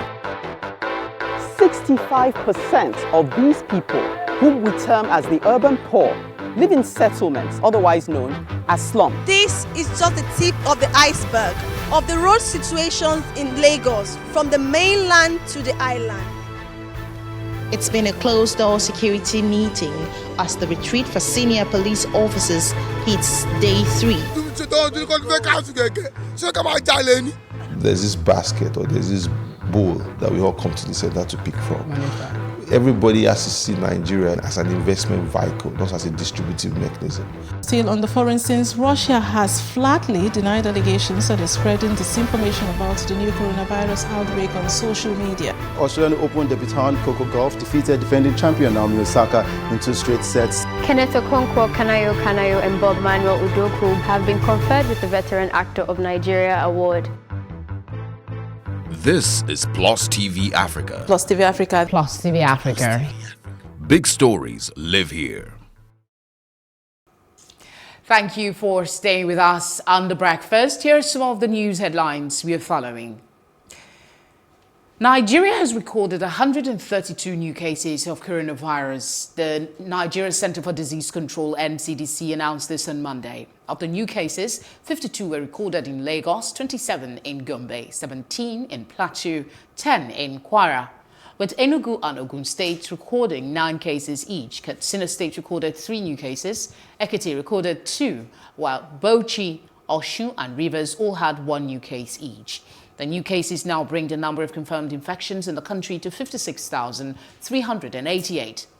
44,337 people have recovered from the virus and have been discharged from isolation centers, while 1,083 have died. To deepen democratic practice in Nigeria, the United States has imposed visa ban on individuals who it said undermined conduct of the November 2019 Kogi and Bayelsa governorship elections. It said the move was in the run-up to the September and October 2020 Edo and Ondo governorship polls. Spokesperson for the Department of State, Morgan Otagos, announced this on Monday in a statement. Although the U.S. government did not reveal the identities of those who have been banned, it said the ban was in furtherance of its commitment to strengthening democracy in Nigeria. We go to Benue State, where Governor Samuel Orton says that the state government will not join issues with the military over the killing of militia warlord Tawase Akwaza, better known as Ghana. The governor explains this during an interactive session with newsmen at the government house in Makurdi. According to Governor Orton, the press statement issued by the military gives the state cause to worry as Benue indigents have begun demanding to know the circumstances which led to the killing of the wanted criminal. Not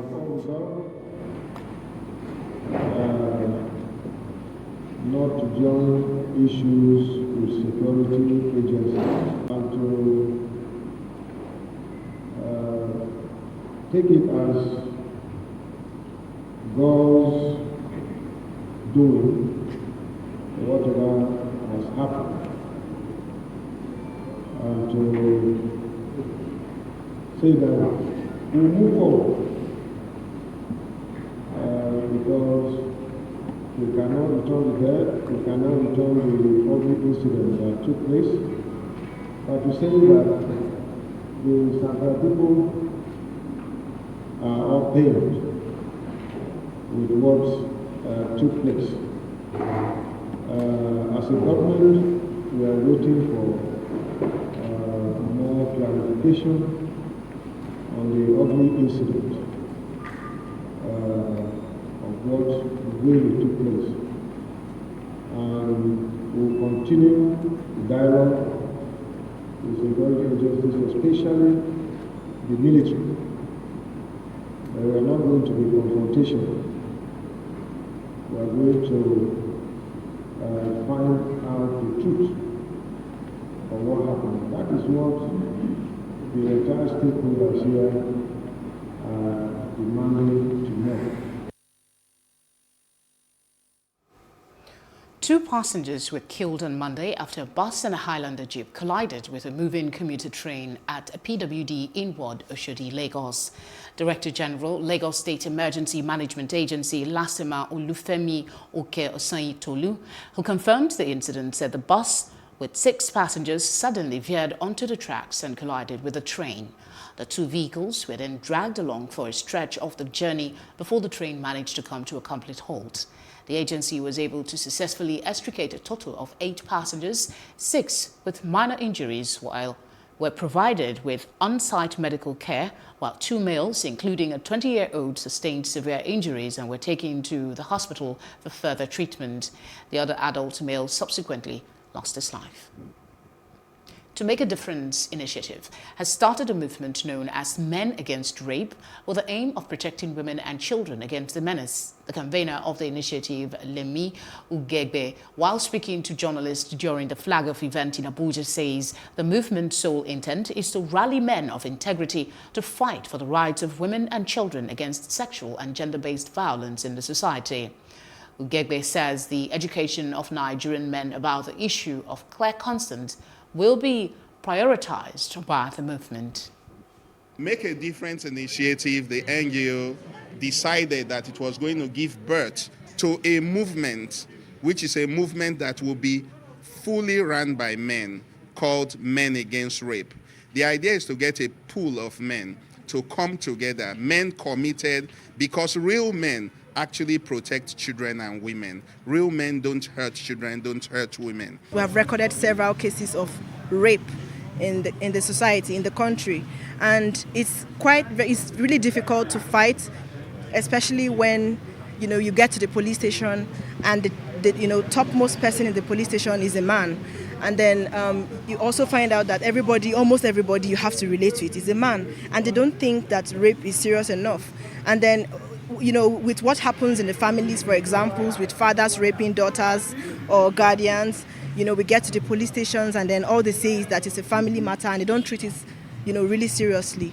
So I'm very excited and I'm happy for this initiative of Men Against Rape. And when somebody's in a power position, they tend to take advantage of women, okay? And they wink and a nod and they think they can do it. In a way, it's abusive and it's humiliating to them. And these are the people that are going to be the mother of our children, okay? These are people that are our sisters, people that matter to God, matter to us. We shouldn't let it go on one time. We should stop it. We should say something about it as a man. Monday was the deadline for Mali's new military government to appoint a civilian head to the transition government. The 15-nation Economic Community of West African States, ECOWAS, has warned the military government that it must return the country to civilian rule by today.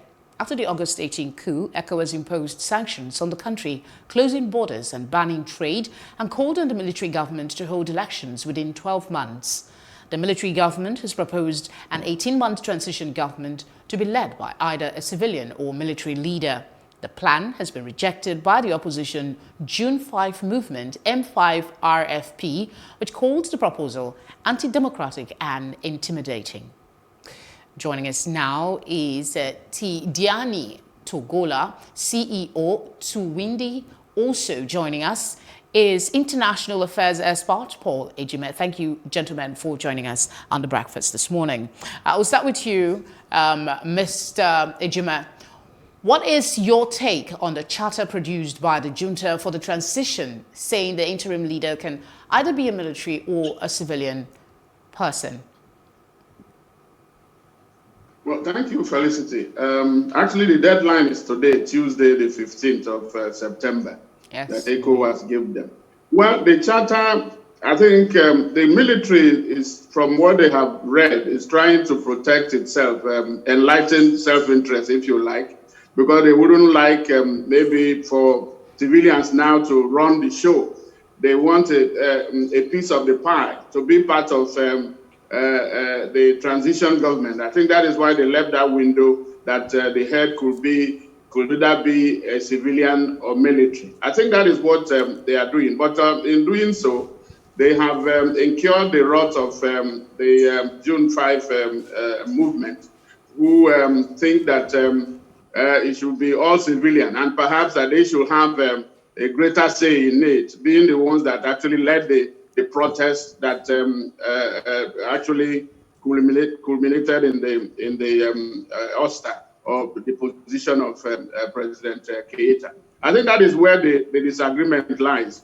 The other thing is that they are now asking for, the charter talks about 18 months instead of the original 3 years or 2 years, or the 12 months that ECOWAS has asked for. So there's still a lot of ground to be covered, and that is what I had warned against in previous interventions, that there needs to be some, structured engagement of stakeholders on the ground to make sure that everybody is on the same page. It's not unlikely. This kind of disagreement is welcome to make sure that everybody gets on the board. Tell the military that they don't, they belong to the barracks. They should do whatever it is they are doing to go back to the barracks. But it remains to be seen whether they can really let go and allow an all civilian as transition government. I think that is the sticking point. Let's that bring requires Mr. cracking. Togolo. We'll see how that goes and whether they will also be able to meet the deadline that ECOWAS has given them today. Those are the tension is high. It remains. Mali remains on the tenterhooks, but the prayer and the expectation is that everybody will come on board and see reason for a return to constitutional order. All right, Mr. Togola, what is your thinking on this? Are you sharing the same sentiment with Mr. Ejime? The deadline is today. This is clear. But as I used to say, the coup d'état comes from a deep, bad governance situation, and also a very deep, crisis, confidence crisis between different political actors who actually failed to succeed in terms of finding a solution through dialogue. So this is that's why we are in this coup d'etat, and also we can add to that the feeling that the ECOWAS used to give Malians at the old beginning. For example, giving the Malian that the feeling that they are here to support the president Ibeka. So this is something that's really very important. Those three elements is important to understand the other part. For the specific deadline, for example, initially the military said they want 3 years. That's true, but now we are in 18 months, and this 18 months is something that comes from the different stakeholders that time. The point where people refuse to be together is not regarding the delay, the duration. It's more about, it's more about the roadmap, and also it's more about who is going to lead this transition. So this is the question. And for now, according to me, the most important thing is not about who will be leading the country, civilian or military, in the specific case where Mali is now. What the most important thing is actually this roadmap, and the roadmap that they agree on is like too big for me, because a transition is not supposed to fix everything. A transition is just supposed, for our specific case, the transition is supposed to define the constitutional reform and the security issues. And for the other aspect of this, we can find a way to do it after the transition.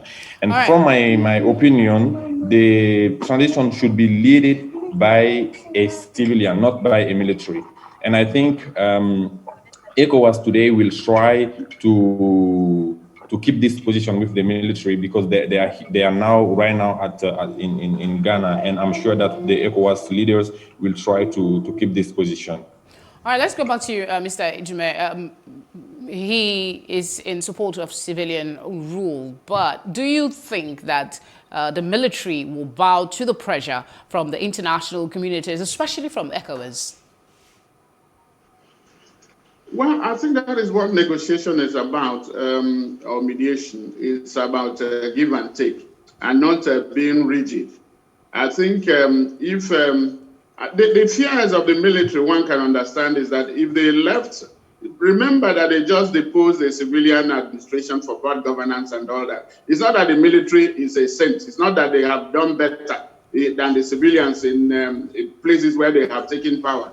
But here, they are saying they feel that if they left the whole thing in the hands of the civilians, it could also the tendency or the propensity to go back to ground zero is higher than if they have their own military person out there trying to guide, to pilot and midwife the transition. I think that is where that is the sticking point that they need to resolve. Either to go to convince them that they can stay on the sideline, keep defense and security, but allow civilians to make mistakes and also correct themselves, instead of always rushing to correct things and then end up almost,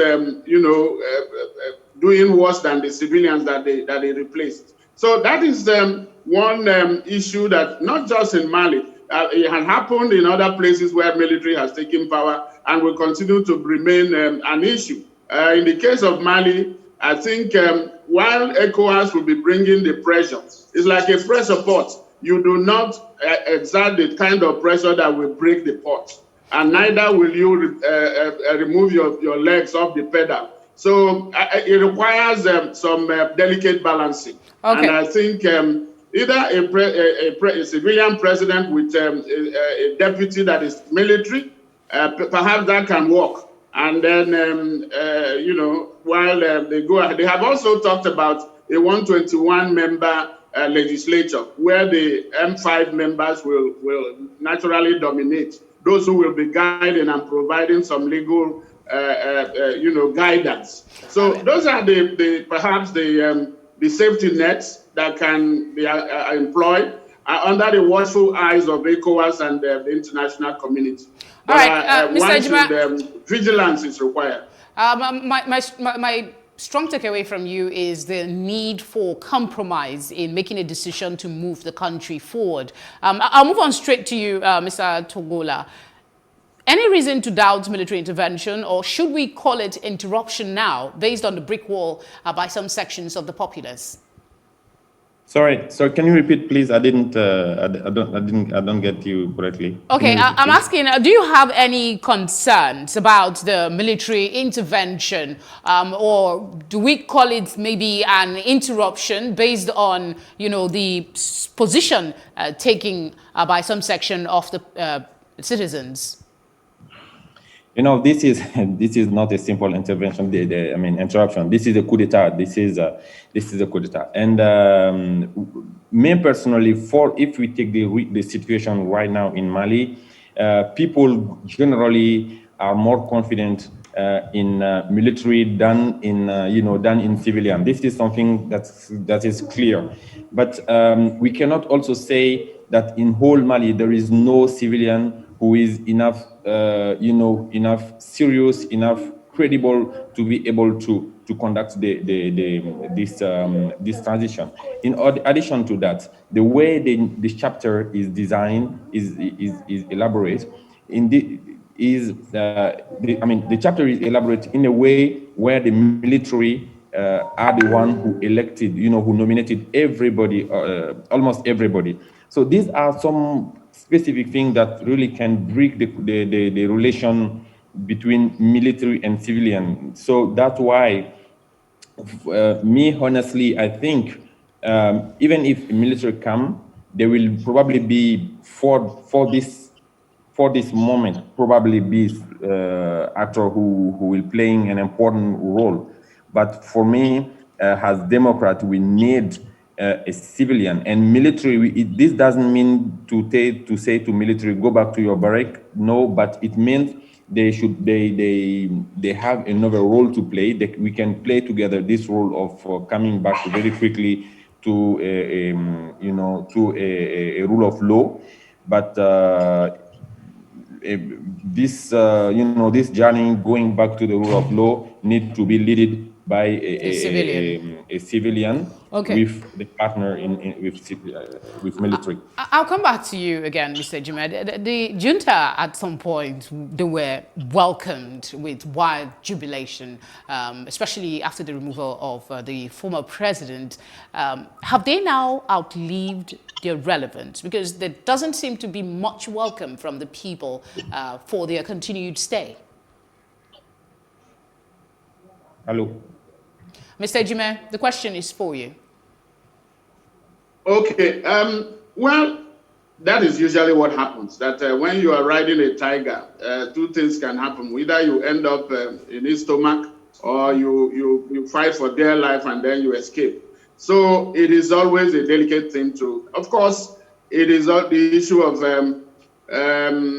Hosanna today and crucify him tomorrow from experience. But that is not to say that the military is irrelevant. I think they have played. They gave the civilians, the Malians, what they couldn't get under negotiation. Remember that ECOWAS had gone there and everybody had done anything, and they were pouring out on the streets, led by M5, but asking for President Keita to resign. He didn't.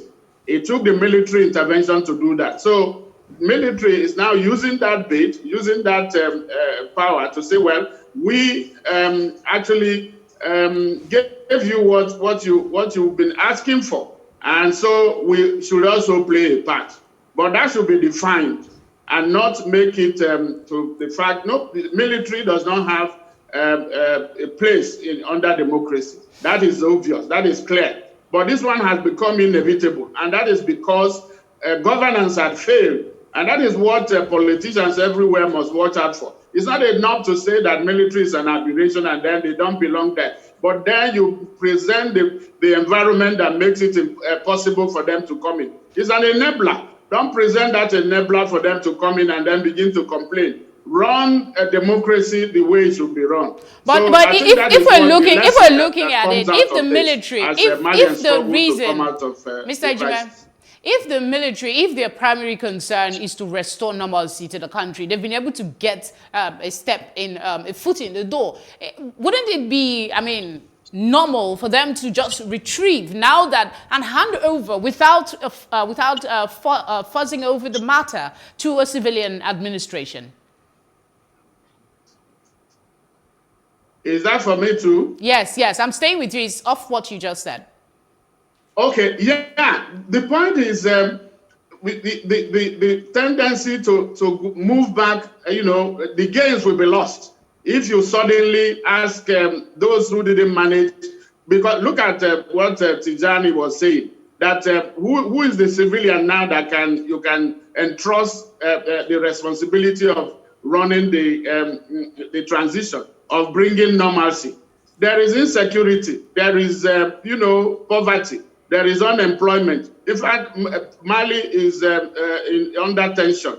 A lot of tension happening that requires stakeholders' engagement to be able. One person cannot do it. Military itself cannot do it. The civilians have failed, and so everybody now has to come together. Rushing the military out, there's a tendency that they will now go back to where we started. That is not what we want Mali to be. That is not what the region is expecting.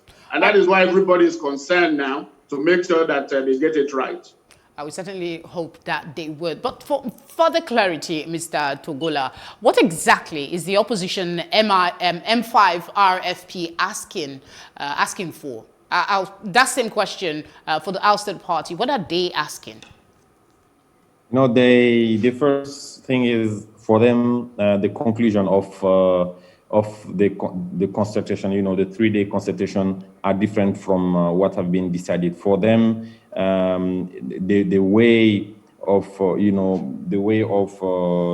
designation of those who will be leading is a problem for them also. So I mean, for them, if we have to resume, we have to summarize. They just think that this chapter is different from what they agree with together during the consultation. So this is something that we used to see with the M5 movement. In general, anything that don't come from them in general is bad for them. So this is a very complicated issue, actually. Even before the coup d'etat, the M5 really it was very challenging to engage any kind of dialogue with M5 because their position was like very radicalized, and now they just want a military to go back to the barrack. They want a civilian and a prime minister like civilian. So they want many different things, and they said all those things were already agreed by the different participants. Unfortunately, what we've seen from the consultation, this was not exactly what people are saying, because for M5 they are the people. Anything that don't come from them is not from the people, is from other people, even if they are Malian. So this is unfortunate. Quite unfortunate, really. We'll certainly be coming back to you both in the course of, the week as things develop in Mali. Thank you very much, Mr. Tidjani Togola and Mr. Paul Ejime, for joining us on The Breakfast. Thank you. Thank you for having us. We'll go on a short break, and when we return, we're bringing you stories from off the African scenes.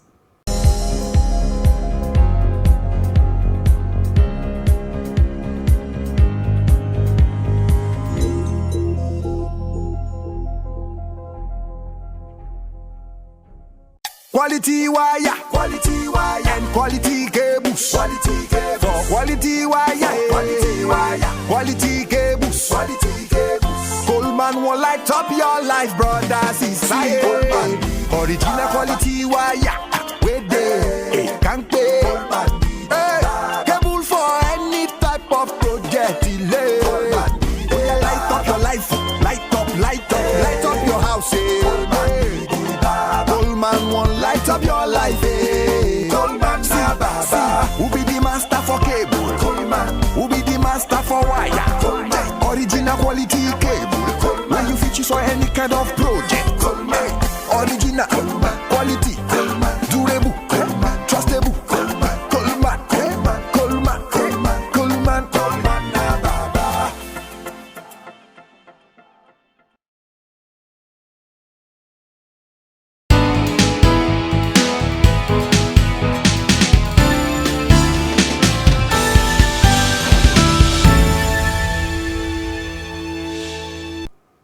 U.S. President Donald Trump sparred with California state officials on whether climate change or forest management was to blame for the wildfires raging in the U.S. West during a briefing on the crisis. California Governor Gavin Newsom acknowledged that his state had not done enough to manage forests and has acknowledged that over 100 years of fire suppression has allowed fuel to build up. But he said global warming was driving fires, reminding Trump that 57% of forests in the state were under federal management. Trump, who has authorized federal disaster aid for both California and Oregon, questioned that science. He said, "It'll start getting cooler. You just watch. I don't think science knows." It needs to be. As the governor said, we've had temperatures explode this summer. You may have learned that we broke a world record in the Death Valley, 130 degrees. But even in greater LA, 120 plus degrees. And we're seeing this warming trend make our summers warmer, but also our winters warmer as well. So I think one area of mutual agreement and priority is vegetation management. But I think we want to work with you to really recognize the changing climate and what it means to our forests and actually work together with that science. That science is going to be key, because if we ignore that science and sort of put our head in the sand and think it's all about vegetation management, we're not going to succeed together protecting Californians. Okay. It'll start getting cooler. You just watch. I wish science agreed with you. Hey, well, I don't think science knows, actually. We can agree to disagree, and I appreciate your frame on the politics of this. But let me just acknowledge two things briefly, and I'll turn it back to you. There's no question when you look past this decade and looking past almost 1,000+ years that we have not done justice on our forest management. I don't think anyone disputes that. I want to acknowledge we have our U.S. Forest Representative here. The state of California, your administration just entered into a first-type commitment over the next 20 years to double our vegetation management and forest management. Right. I want to thank you for supporting that effort, funding that effort. We acknowledge our role and responsibility to do more in that space. But one thing is fundamental. 57% of the land in this state is federal forest land. 3% is California. So we really do need that support. Absolutely. Appreciate that. We were there together. Let me ask you in Paradise. So did they have, it was like a blowtorch, right? Because the winds are 85 miles an hour. Nobody's ever seen anything like that. So that was different.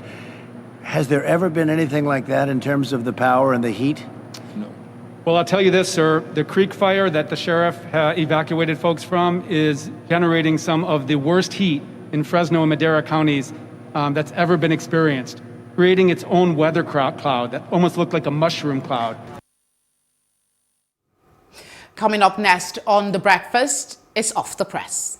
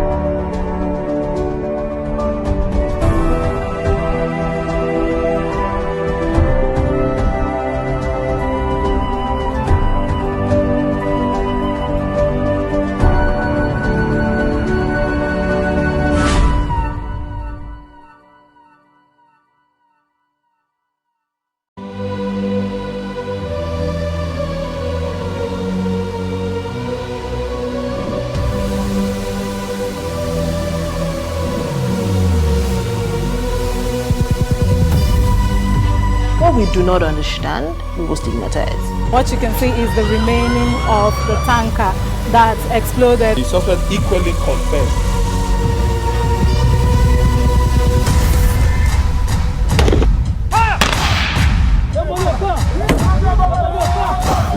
A 500 naira they collect am. If you no talk, dem go beat you. Na 2,500 I dey pay.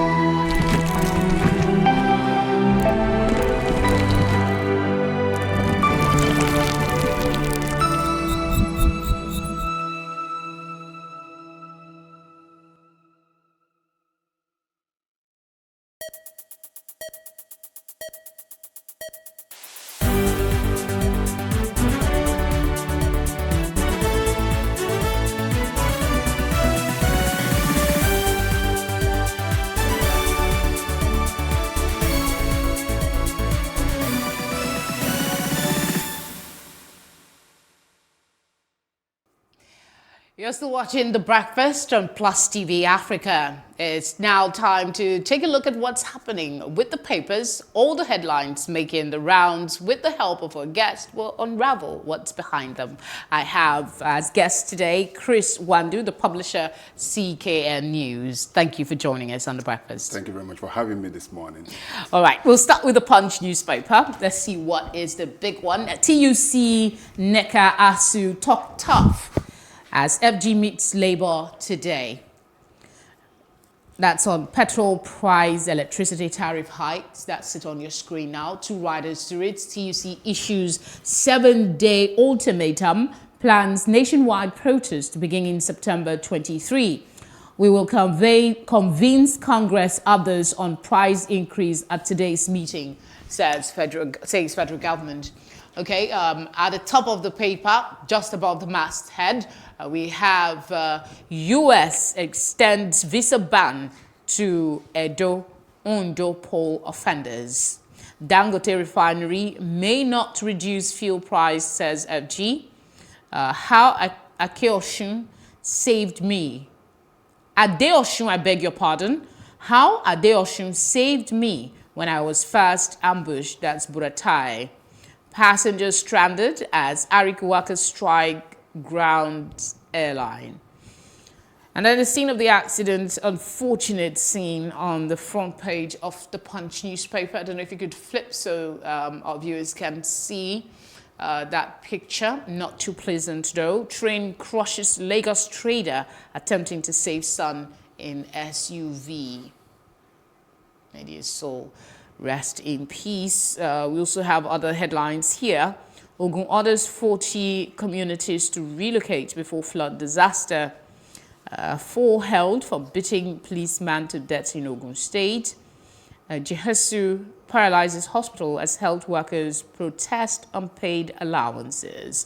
There are more headlines here, but I'll just bring in Mr. Wandu to pick on the big one for you. Yeah, we pick on the big one, which is the lead. TUC, NECA, ASU. Seems to be a season of strike. And the health workers, even in the pandemic situation, the health workers are already on strike. The university lecturers locked up last week, yesterday. Then we are now talking about the TUC NLC meeting with government over electricity and the government petroleum. Seems to think they can change the minds. The government has given us the impression they'll be able to convince labor to understand, quote unquote, the reasons and rationale behind the price hikes. But the problem is that Nigerians are going through serious stress, very, very serious stress now. Coming out of we've not even come out of the pandemic. Since March, practically most people have lost their job. Most organizations have closed down. The spending power of the people has really gone down. School is resuming. Parents are going to pay school fees.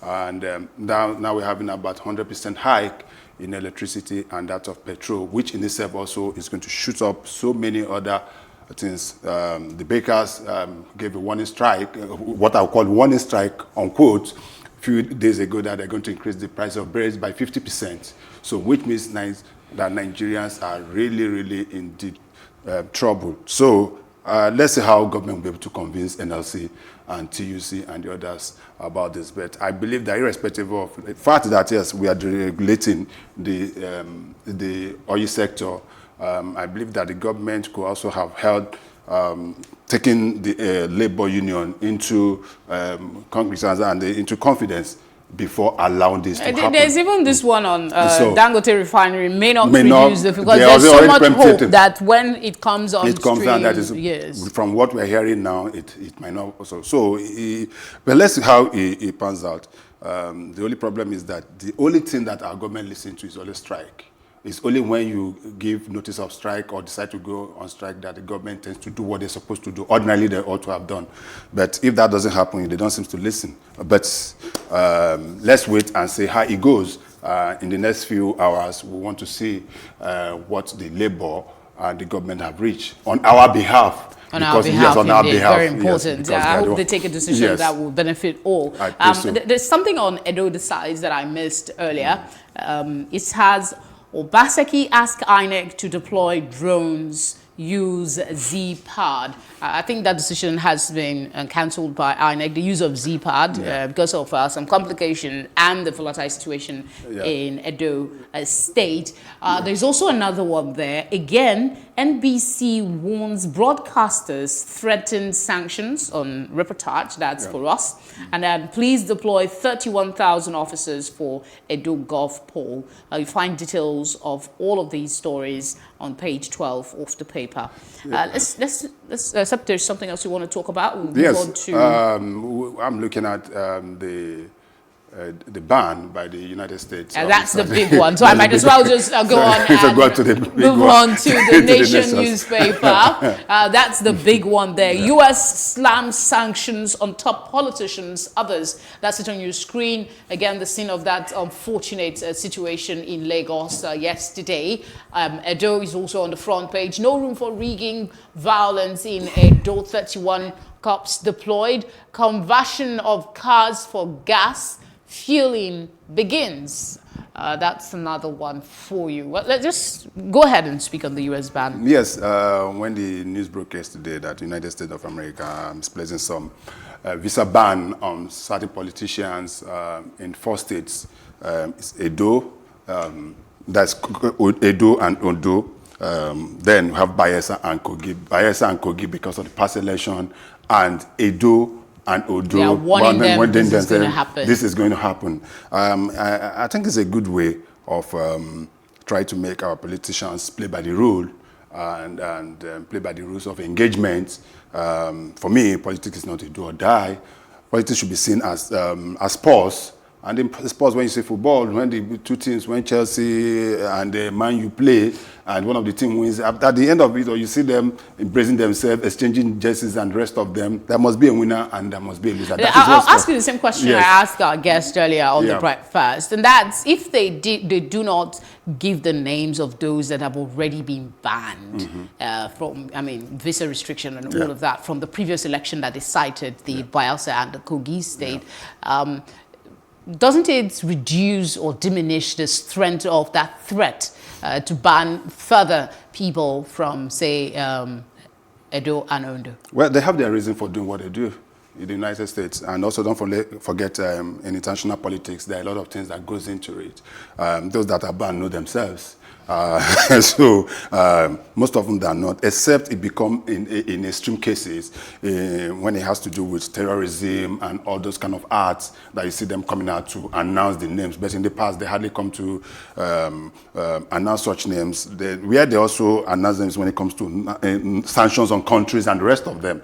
But on individual basis, don't forget what happened during almost before the last election, where Atiku Abubakar was said that, oh no, he cannot go to the United States. I will not go to the United States. And then he went to prove us all wrong that he could go. Yes, and they did. So most of them, they are not. There's a more diplomatic way of doing that. I'm sure they must have passed that to the Federal Ministry of Foreign Affairs and the relevant authorities, and as well as Nigerian security agencies, they know. But we, as Nigerians, we always want to know. Because by then they name you and probably quote unquote shame you, the tendencies for others to not engage in that. Because but when you keep it, somebody might just say, I'm not going to the US in the next 5 years, but don't know that he has been banned from coming to the US. If you understand what I'm trying to say. So, but I think there are more diplomatic ways of going about it, and that's what they're trying to do under the circumstances. We're still looking at the Edo election because that seems to be closest on everybody's mind now. That's This Day newspaper. Yes. Okay. It says, will of the people shall prevail in Edo. INEC assures critics, that's it on your screen, suspends use of Z-Pad for accreditation. Abdusalami Kuka to superintend peace accord today. And then, of course, the deployment of policemen and the visa ban captured underneath that screamer. Above the masthead, we have CBN releases framework for implementation of $2 billion solar project. Let's go back to that assurance by INEC, the big one, before we go look at other headlines. INEC seems to be ready.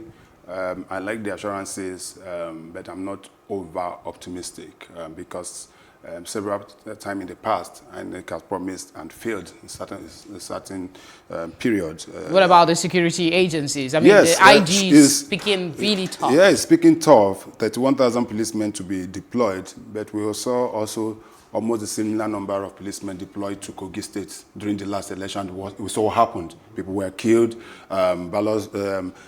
voting centers and ballot boxes were snatched and smashed, and rest of them. A lot of people couldn't come out to vote. Those that voted couldn't even vote, the result sheet and rest of them. So the politicians have a way of doing these things. And where they go to areas where they think their opponent may be winning and go there and disrupt. And at the end of it, or if you cannot get a result from that, INEC cannot announce. So whatever INEC, the sources or otherwise of INEC success at the pool also depends on on other factors, chiefly security issues. I hope that the number of policemen being deployed to Edo will be able to deter would-be troublemakers. But I also want to see some military presence. It is key. our people don't. We are now used to military. They are not. Ideally, they are not supposed to be in situations like this. That is what we're turning ourselves into, because in other clients, people just go to the office during break hour, just walk across, vote, and go back to the offices. But here we close market, we close road, we place curfew, all sorts. At the end of it, we still don't get it right. But my own challenge here is that I hope at the end of it all, the will of the people will come to play. Okay, still talking elections, but let's talk about security of it. I think I'll skip that headline. Let's go to another one. Gunmen kill 2 FRSC personnel, abduct 10 others in Nasarawa. That's talking security now. That is also captured on Business Day. Business Day has poverty constitutes biggest security threat to Nigerians. We've had cases in recent times of kidnapping. There was one in Delta State. I'm not sure now if the lady has been reunited with her family. You hear it almost on a daily basis. An undergraduate kidnapped here, ransom paid, more demanded, and then we have this scenario. Now, the Business Day is saying poverty is constituting to this increase in crime. Yes, before going to that, let me first of all commiserate with the Commissioner of Federal Road Safety, Dr. Buboye Oyeyemi, on the death of 2 road safety officers. It's touchy to me because I'm involved with road safety issues. I'm the coordinator of It's touchy to all Nigerians. Yes, I'm the coordinator of the Federal Road Safety Celebrity Special Marshal in Nigeria. So I know the impact of that. And now 10 of those officers have been kidnapped. Nobody knows where they are presently. Efforts being made to get them released. But that goes to show the level of insecurity in the land.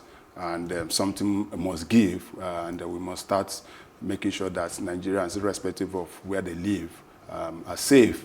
Talking about poverty, causing insecurity and the rest of it, of course, a hungry man is an angry man, but that does not necessarily mean that a lot of people that are poor, but they don't go into crimes.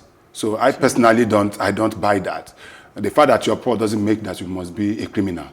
If not, then practically 7 out of 10 Nigerians might be criminals. So it's inbuilt. Some people just decide that they want to be criminals. There are some people that are very, very rich and also into criminality. These so-called kidnappers and the rest of them, some of them raking millions and millions on a daily basis from people. And they don't forget our man. If it is not addressed, I think this is more like a projection. It constitutes the biggest security threat. It does. It does. I agree. But the fact, what I'm trying to say in essence is that we should not hang it. It's a societal issue. It's not just about poverty. It is we losing our value. People no longer value life. People no longer value their names. People prefer, or they are interested in making money, whatever. And nobody cares to ask you how you made your money. Once you can be able to bring that money and spray around, people you see musicians and the rest of them singing your praise, irrespective of how you get the money and the rest of them. So it is a societal issue, and I believe our religious leaders also have a lot to play in this. The family, parents have a lot to play. Then people engaging in peer groups, where people, at times, they have a saying in my place that they say the goat will know they eat yam, me begin follow the one with the eat yam, me go begin the chop yam. And that is, those are the kind of things that happen. So I believe that we have a lot of problems. It's a time bomb waiting to explode. I hope it doesn't explode. I pray so much. We have much. the Guardian and newspaper Nest for review. Energy pipelines damaged 9,420 times in 5 years. That's the big one here. Energy pipelines damaged 9,420 times in 5 years. Cost of repairs set to hit 1 trillion naira. Why pipeline vandalism persists? INEC please go tough 4 days to Edo election. A couple of riders underneath that story for you. TUC gives 7-day strike notice over electricity fuel price hike. NJC NBA insists on Ikpeme as Cross River Chief Judge. Adeniyi, we removed Akintoye because he cannot lead Yoruba anywhere. That's politics inside the Guardian newspaper. Let you make your pick. Yes, the level of pipeline vandalism is very alarming. And I've just continued to wonder why we are spending so much money, billions of naira, in security, in providing security for the pipelines, because I know that NNPC and the Ministry of Petroleum spent billions and billions of naira in protecting, in getting security agencies, certain private security agencies to man those. And that is the challenge we are having. And where criminality takes all sorts of manner of dimension, still on the issue we are just talking about, greed, making people trying to make money out of where national resources. But that will be, is there any, can't we find any other way of moving those products than through the pipeline? I'm just taking it. And come to think of it, even within Lagos area, if you go to some of those suburbs, you see that people are now building houses very close to the pipelines. Yeah, we had that explosion. You know that explosion we had, yes. So I think the NNPC should make sure that they find a much better and more secure way of putting these pipelines that will not easily lead to vandalization by miscreants and people who want to make money out of it. But it's very alarming.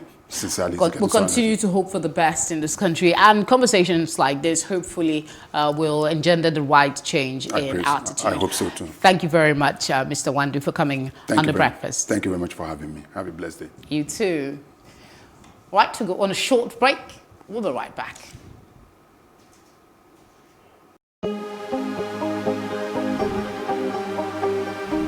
This is it for upcoming artists to blow in Nigeria.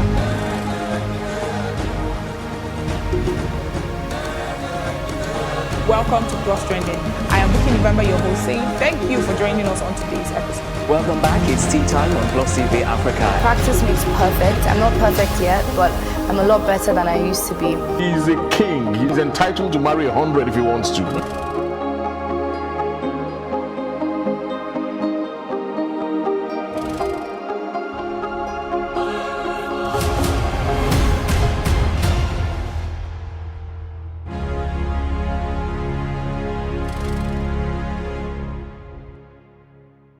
We can't talk about education reform if we don't decolonize our education system.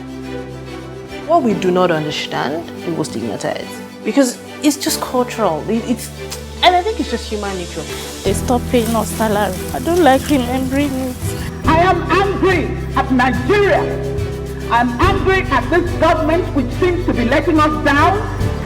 I am angry at us as a people. In the process of struggling to free myself from his hand, he tore my pants and he raped me. Yes, I commit offense truly. Young girl, do you know where you are going? I say, I'm going to America. I say, oh, now so that they talk, you are going to Libya. Which America? As it then do mark our place, some people they die now. This is Plus TV Africa. Big stories live here.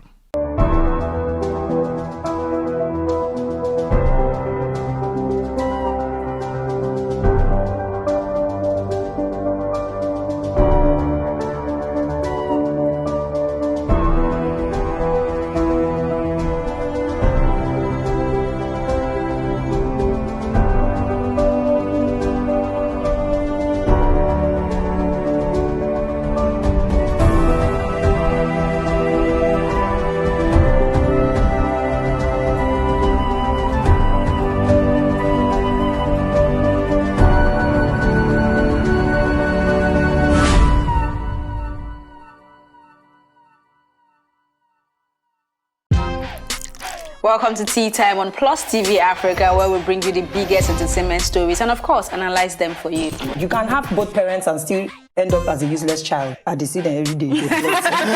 Most times I worry more about where I'm coming from and where I am now. Wow. And that determines my next step. Why are you sounding like Alibaba now? Plus TV Africa, we're feeling good. No time to dull, everybody feeling alright.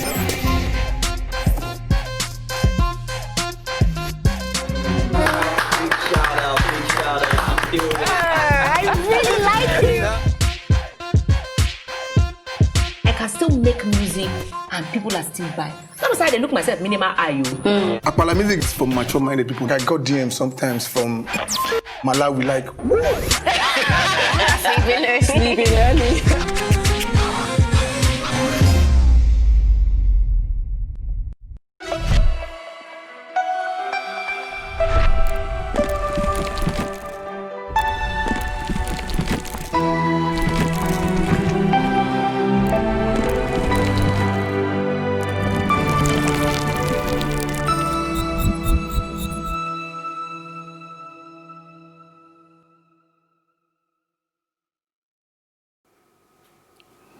And that's how we wrap things up on The Breakfast this morning. As always, your comments and observations are welcome. You can reach us via communications channels showing on your screen.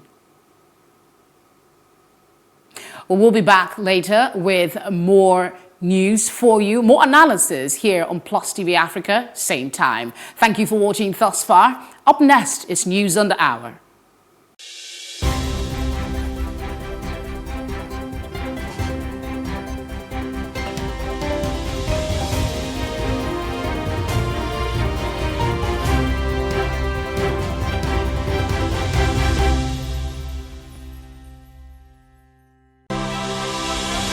Congratulations, you beat coronavirus hands down. Yes, I did. The problem is when people lose confidence in governments, it becomes very serious in emergencies like this.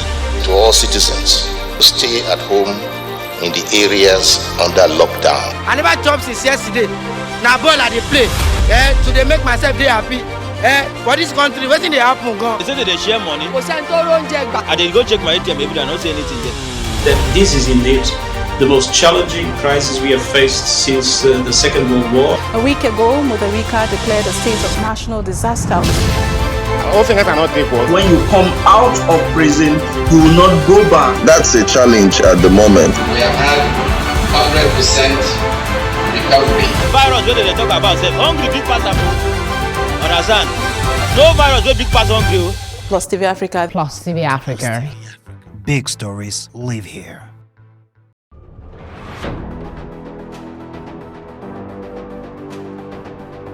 A lot of the jobs that exist today will not exist in the next 10 years. 10 years. When I see people today shouting, we're not too young to run, we are ready to run. Ready to run to where? That people of excellence are, to a certain extent, being held ransom by idiots and bandits. Once you are in government, you believe everything you do is right. And once you are in opposition, everything the government does is wrong. And so it's time for us to take over power.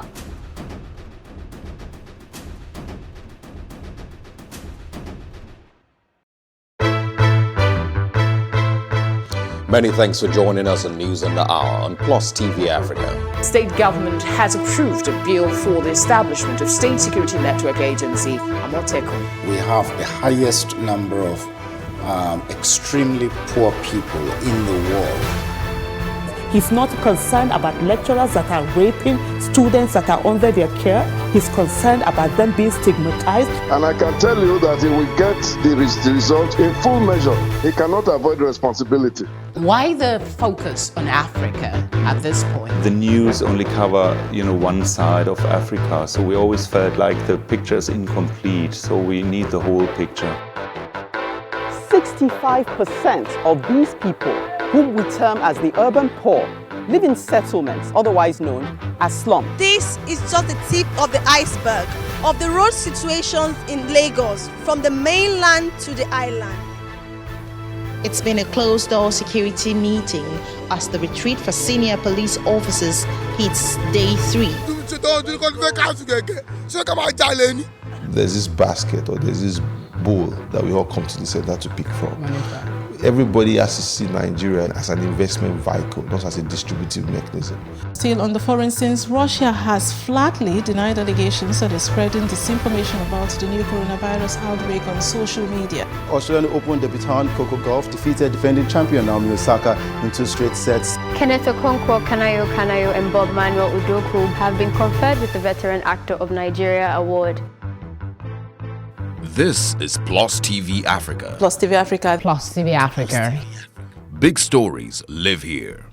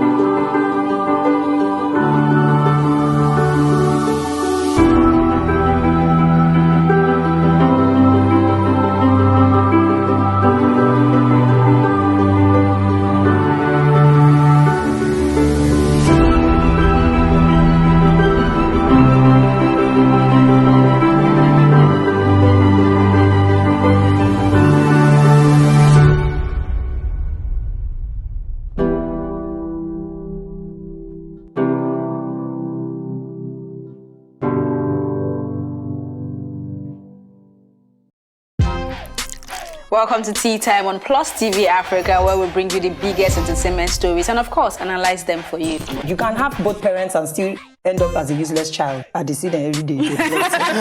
Most times I worry more about where I'm coming from and where I am now, and that determines my next step. Why are you sounding like Alibaba now? At Plus TV Africa, we're feeling good. No time to dull, everybody feeling alright.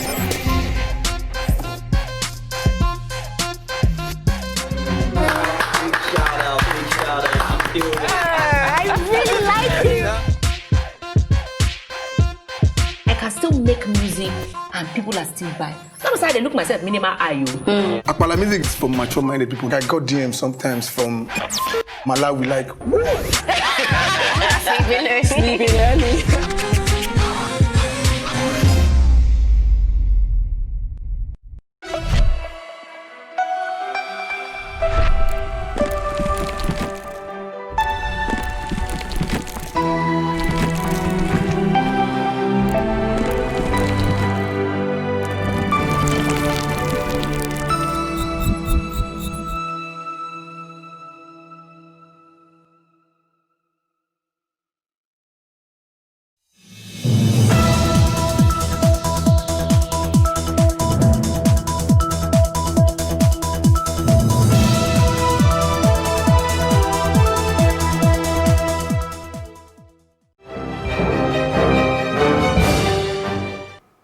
Hello and thank you for joining us on the news. My name is Felicity Ezewike.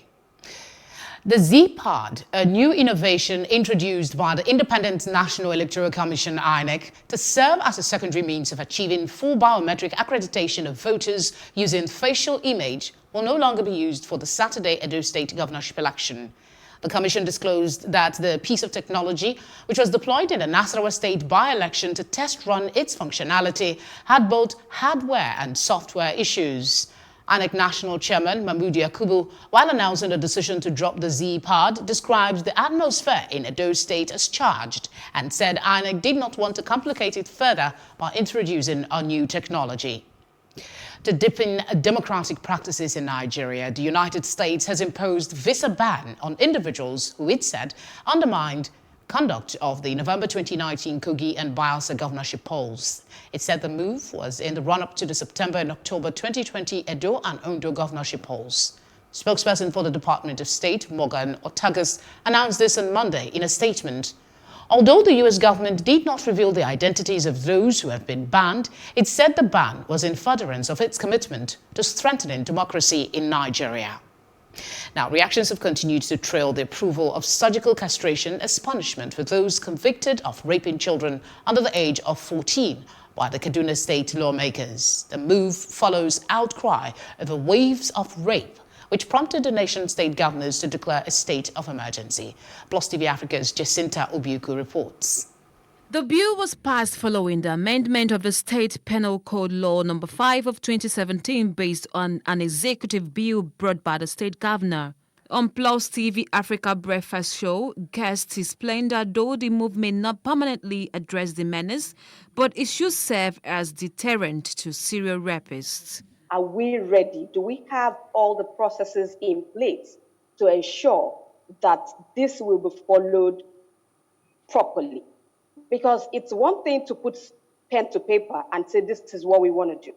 Are there processes? Are the processes clearly highlighted to ensure smooth running of this thing we have on the paper? So having castration in our law, for example, are there clear processes, clear procedures that will be followed duly to ensure that this becomes a success when it is passed into law?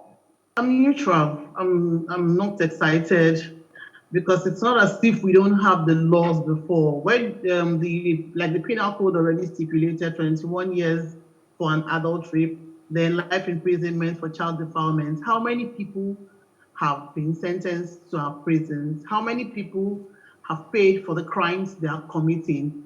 And if we realize immediately that tweet went viral, it was deleted. Why was that tweet deleted? Though the move might bring a glimmer of hope to rape victims, there is, however, a need for proper review of the bill. So I think that it's going to give a lot of hope to survivors if it is being implemented. I would suggest that this law needs to be scrutinized properly. Give it to criminal lawyers, give it to people who read criminology, give it to people who have understanding of how crimes operate and how they are addressed before it is signed into law. Some Nigerians across the street also gave their views. For me, they should help us find something to do. Apart from that, again, not to cut their prick. Okay, the government should castrate anyone who commits the crime of rape. Anyone who does it has committed a crime against the government and the society. To my own suggestion, truly, raping is bad. But it's not up to that they should cut up their pennies. The state governor, Nasir El-Rufai, will, however, need to sign the bill for it to become law. He has previously supported castration to prevent rapists from going scot-free. Jacinta Obiuku, Plus TV Africa. Thank you, Jacinta, for that report. Now, to make the difference initiative has started a movement known as Men Against Rape with the aim of protecting women and children against the menace. The convener of the initiative, Lemi Ugbegbe, while speaking to journalists during the flag-off event in Abuja, says the movement's sole intent is to rally men of integrity to fight for the rights of women and children against sexual and gender-based violence in the society. Ugbegbe says the education of Nigerian men about the issue of clear consent will be priority of the movement. Make a Difference initiative, the NGO, decided that it was going to give birth to a movement, which is a movement that will be fully run by men, called Men Against Rape. The idea is to get a pool of men to come together, men committed, because real men actually protect children and women. Real men don't hurt children, don't hurt women. We have recorded several cases of rape in the society, in the country, and it's really difficult to fight, especially when you get to the police station and the topmost person in the police station is a man, and then you also find out that almost everybody you have to relate to it is a man, and they don't think that rape is serious enough. And then with what happens in the families, for example, with fathers raping daughters or guardians, we get to the police stations and then all they say is that it's a family matter and they don't treat it, really seriously. So I'm very excited and I'm happy for this initiative of Men Against Rape. When somebody's in a power position, They tend to take advantage of women, okay? And they wink and a nod and they think they can do it. In a way, it's abusive and it's humiliating to them. And these are the people that are going to be the mother of our children, okay? These are people that are our sisters, you know? People that matter to God, matter to us. We shouldn't let it go on one time. We should stop it. We should say something about it as a man. 2 passengers were killed on Monday after a bus and Highlander Jeep collided with a moving commuter train at PWD Inward Oshodi, Lagos. Director General, Lagos State Emergency Management Agency, Lasema Olufemi Oke Osayitolu, who confirmed the incident, said the bus with 6 passengers suddenly veered onto the tracks and collided with the train. The 2 vehicles were then dragged along for a stretch of the journey before the train managed to come to a complete halt. The agency was able to successfully extricate a total of 8 passengers. 6 with minor injuries were provided with on-site medical care, while 2 males, including a 20-year-old, sustained severe injuries and were taken to the hospital for further treatment. The other adult male subsequently lost his life. Nigeria has recorded 132 new cases of coronavirus COVID-19. The nation's Center for Disease Control, NCDC, announced this on Monday. Of the new cases, 52 were recorded in Lagos, 27 in Gombe, 17 in Plateau, 10 in Kwara, with Enugu and Ogun states recording 9 cases each. Katsina recorded 3 cases, Ekiti 2, while Bauchi, Osun and Rivers all had 1 new case each. The new cases now bring the number of confirmed infections in the country to 56,388. 44,337 people have recovered from the virus and have been discharged from isolation centers, while 1,083 have died. The news continues after this break.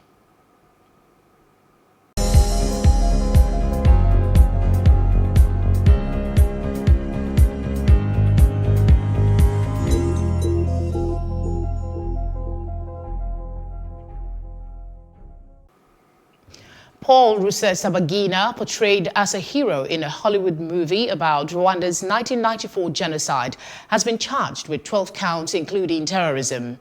It's one of Rwanda's most high-profile cases against a government critic. He appears in the Kigali court and is also accused of complicity in murder and forming or joining an irregular armed group.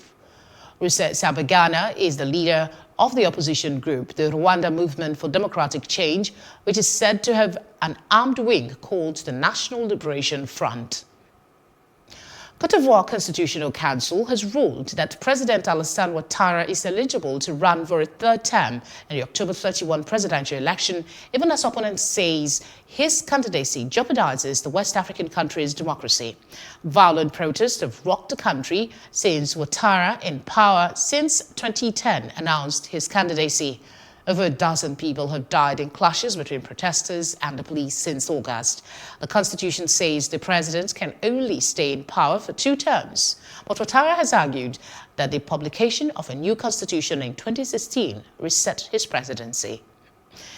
And on the foreign scene, Britain's government has won a vote for legislation it acknowledges could breach parts of a divorce agreement with the European Union, meaning the internal market bill now faces 4 days of parliamentary debate. The government won by 340 to 263 votes. The bill now goes to the committee stage, with the most contentious day due in just over a week, where lawmakers will debate on whether Parliament should approve the implementation of the most disputed parts of the bill. Earlier, the government defeated an attempt by the main opposition Labour Party to block the bill. As wildfires sweeping the West Coast states assumed center stage on Monday in the U.S. election campaign, Democratic presidential nominee Joe Biden stressed the role of climate change in stoking the fires, saying President Donald Trump, who has blamed the fires on poor forest management, has not done enough. Biden has blamed human-caused higher average temperatures in U.S. West Coast states for the wildfires and included climate change in his list of major crises facing the United States, along with the coronavirus pandemic. Donald Trump's climate denial may not have caused these fires and record floods and record hurricanes, but if he gets a second term, these hellish events will continue to become more common, more devastating, and more deadly. And meanwhile, Donald Trump warns that integration is threatening our suburbs. It's ridiculous. But you know what is actually threatening our suburbs? Wildfires are burning the suburbs in the West.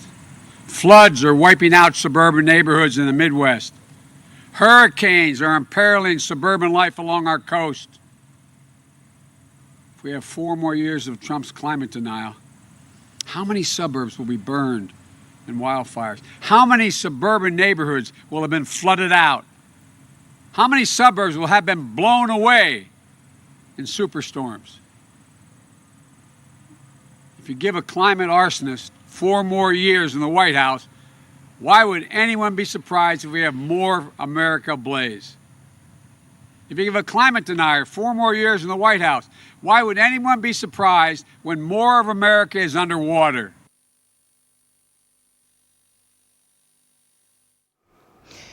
In business, the Nigerian government has explained that its decision to ban some international airlines from coming into the country is not politically motivated.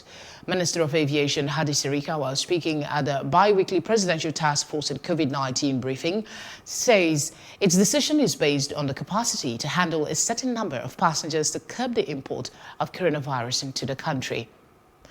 Airlines denied entrance into Nigeria included Air France, KLM, Etihad, Rwanda Air, Lufthansa, TAG Angola Airlines, Air Namibia and Royal Air Maroc when the country reopened its airspace to international flights on September 5.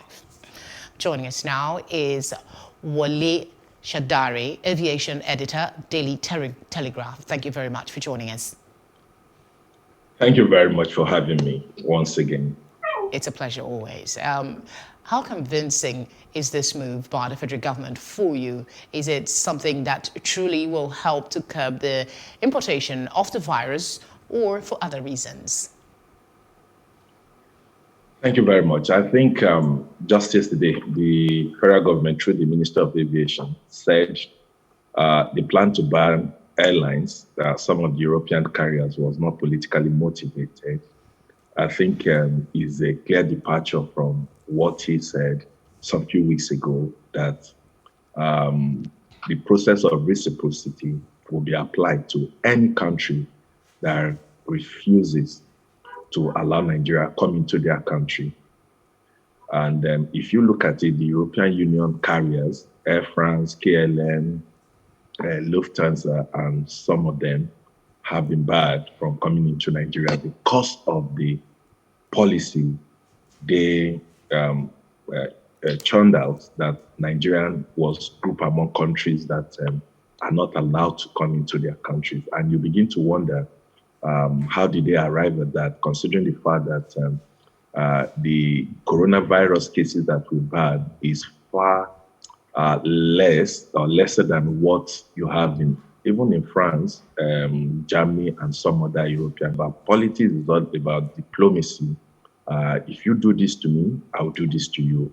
Simple. Is very, very. I don't know why we are buckling now, when the European nations have not even considered it and necessary to allow Nigerians to come into their countries. I wouldn't know what the level of discussions they've had. And I know that this new change of heart could have been as a result of discussions that are ongoing now. And we also need to be very careful, because do we have the capacity to manage over 2,000 passengers at the same time? I think the answer is no. The minister may be absolutely correct when he said they are planning to limit people coming into Nigeria to a certain number. I think 1,280 passengers for Abuja, and another 1,280 passengers for Lagos, because we do not have the medical equipment. We saw the mess we found ourselves with the PCR, the COVID test result. The first week was chaotic. I think things are improving now. So as time goes on, I think we'll begin to review some of these policy. Okay, taking the information from the government with a pinch of salt as regarding it not being politically motivated, what then could be the criteria to deny these international flights, which a good number of Nigerians are used to? Yeah, absolutely. It's actually taking a toll on Nigerians because Nigerians travel a lot and they love to travel in class. Some of these airlines are some of the best in the world that uh, offer good services, offer good products. It's actually taking a toll because a lot of people that were booked on those flights are not able to travel, or what the airlines are doing is to ensure that they endorse people on other aircraft like British Airways, Virgin Atlantic, Delta, Emirates, because they have an alliance, they have strong alliances, they have strong partnership. So they don't feel it so much, but Nigerians are feeling it more because airfares have gone as high as over 200%. You can imagine fares, what we had before, maybe from here to London for 300, 400 for return, is over 800,000 naira now. What are they going to pay? Who is going to pay? Nigerians are going to pay. So you have limited the space, you have shrunk the space, the seat capacity has reduced. So the few ones that you have are going to be very, very expensive. They are very, very expensive. And I don't think average Nigerians really want to fly now. So it has effect even on the revenue that comes to the country through airport taxes, through other navigational charges. You find out that, yes, we have this policy in place. It's good on one hand, but on the other hand, it's like we're really shooting ourselves in the leg. So we need to sit down and see how we resolve these problems.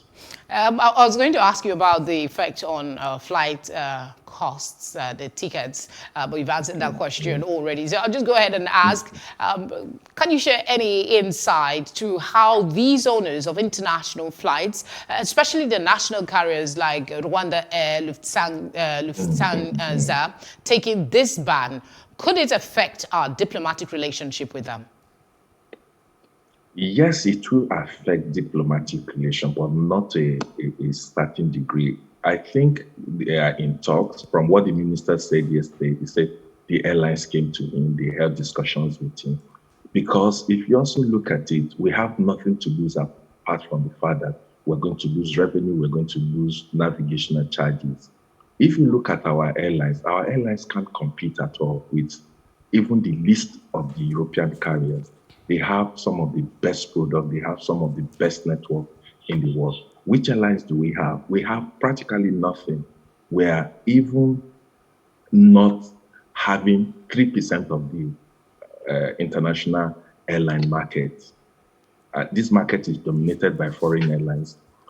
So it's also going to have a big pinch of them. Nigerian route is very, very lucrative. It's about the most lucrative route in the world because of the high yield. You can imagine the same fare, the same equidistance from Accra to London could cost about 10 naira, but when it comes to Nigeria, it's about 50 naira. So the airlines are ready to come to Nigeria because of the high yield. Once you have your business class filled up, so you can even go empty and you are broken even. So because Nigerians love to travel in class, Nigerians love to exhibit well, to show that they have arrived. They go for business classes, they go for first classes. Then you begin to wonder, the airlines actually feel it because these are revenue that they are losing. And that is why I think they have engaged the Ministry of Aviation, the minister and the federal government to look at ways they can quickly resolve this. So government has taken a very, very good step by showing that you can't take Nigerians for granted. Yes, we are feeling it. They are also feeling it. And that is why they have come together to say, okay, let us sit down and see how we can resolve it. Do you see a resolution anytime soon? Do you see maybe the federal government taking back the ban in maybe in next fortnight or less? I wouldn't know what the government is thinking right away, and I wouldn't know the level of discussions that have gone on between the Ministry of Foreign Affairs, Ministry of Aviation, and this other country. But the way it looks, they are all feeling it. So I believe that they will come to a round table with a way to resolving this matter because we are losing on both fronts. Nigeria is losing, and these other countries are also losing. And they also need Nigerian market to stabilize one of the markets, one of the lucrative markets in the world is, like I said, is the Nigerian market. So they also need it in this period of coronavirus that airlines are losing a lot of money. So they need all this inflow to sustain their businesses. So I don't think that it will take long before we see, Taking to his social media page, the globally acclaimed recording artist retweeted a tweet announcing the news with his own reply that reads, "Can't wait." According to the tweet, the film will be released on December 18, 2020. Other cast members are Wesley Snipes, Tracy Morgan, Rick Ross, and a host of others. The Hollywood movie, which has continued to make waves since the 1980s, stars like Eddie Murphy and others as its main cast. In sports, FIFA and the United Nations Office on Drugs and Crime have signed a memorandum of understanding aimed at fighting crime and corruption in sport. FIFA President Gianni Infantino and UNODC Executive Director Gada Wali signed the agreement during an event dubbed Tackling Corruption and Crime in and Through Sports in Vienna, where the UNODC is headquartered. A FIFA press release says the agreement is to foster cooperation to address threats posed by crime to sports. FIFA also says the agreement meant the two bodies would fight against corruption and crime in and through sport, while also providing a positive influence for the youth. And that's the Second World War. A week ago, Mozambique declared a state of national disaster. All things are not equal. When you come out of prison, you will not go back. That's a challenge at the moment. We have had 100% recovery. Virus wey they talk about, say hungry big pass am. Understand? No virus wey big pass hungry. Plus TV Africa. Plus TV Africa. Big stories live here. Welcome to The Breakfast. The Breakfast, where we unbundle the sector. Direct intervention, that's what every government all over the world has done. Because it's just cultural. And I think it's just human nature.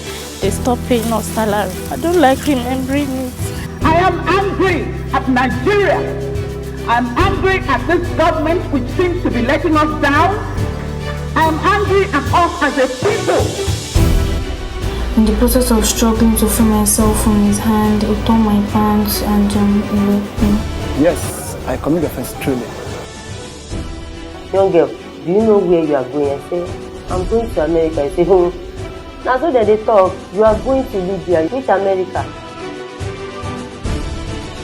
As it then do mark our place, some people they die now. This is Plus TV Africa. Big stories live here. Many thanks for joining us on News on the Hour on Plus TV Africa. State government has approved a bill for the establishment of State Security Network Agency, Amotekun. We have the highest number of extremely poor people in the world. He's not concerned about lecturers that are raping students that are under their care. He's concerned about them being stigmatized. And I can tell you that he will get the result in full measure. He cannot avoid responsibility. Why the focus on Africa at this point? The news only cover, one side of Africa. So we always felt like the picture is incomplete. So we need the whole picture. 65% of these people, whom we term as the urban poor, live in settlements, otherwise known as slums. This is just the tip of the iceberg of the road situations in Lagos, from the mainland to the island. It's been a closed-door security meeting as the retreat for senior police officers hits day 3. There's this basket or there's this bowl that we all come to the center to pick from. Everybody has to see Nigeria as an investment vehicle, not as a distributive mechanism. Still on the foreign scenes, Russia has flatly denied allegations that is spreading disinformation about the new coronavirus outbreak on social media. Australian Open debutant Coco Gauff defeated defending champion Naomi Osaka in 2 straight sets. Kenneth Okonkwo Kanayo and Bob Manuel Udoku have been conferred with the Veteran Actor of Nigeria Award. This is Plus TV Africa. Plus TV Africa. Plus TV Africa. Big stories live here.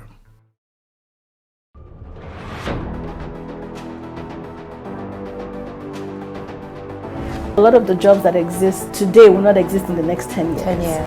When I see people today shouting, we're not too young to run, we are ready to run. Ready to run to where?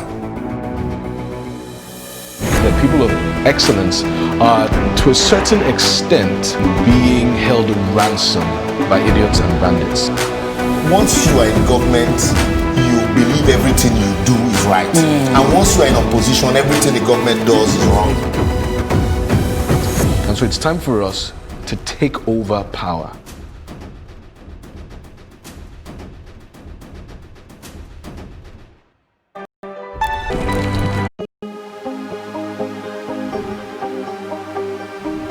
Sees it in Nigeria.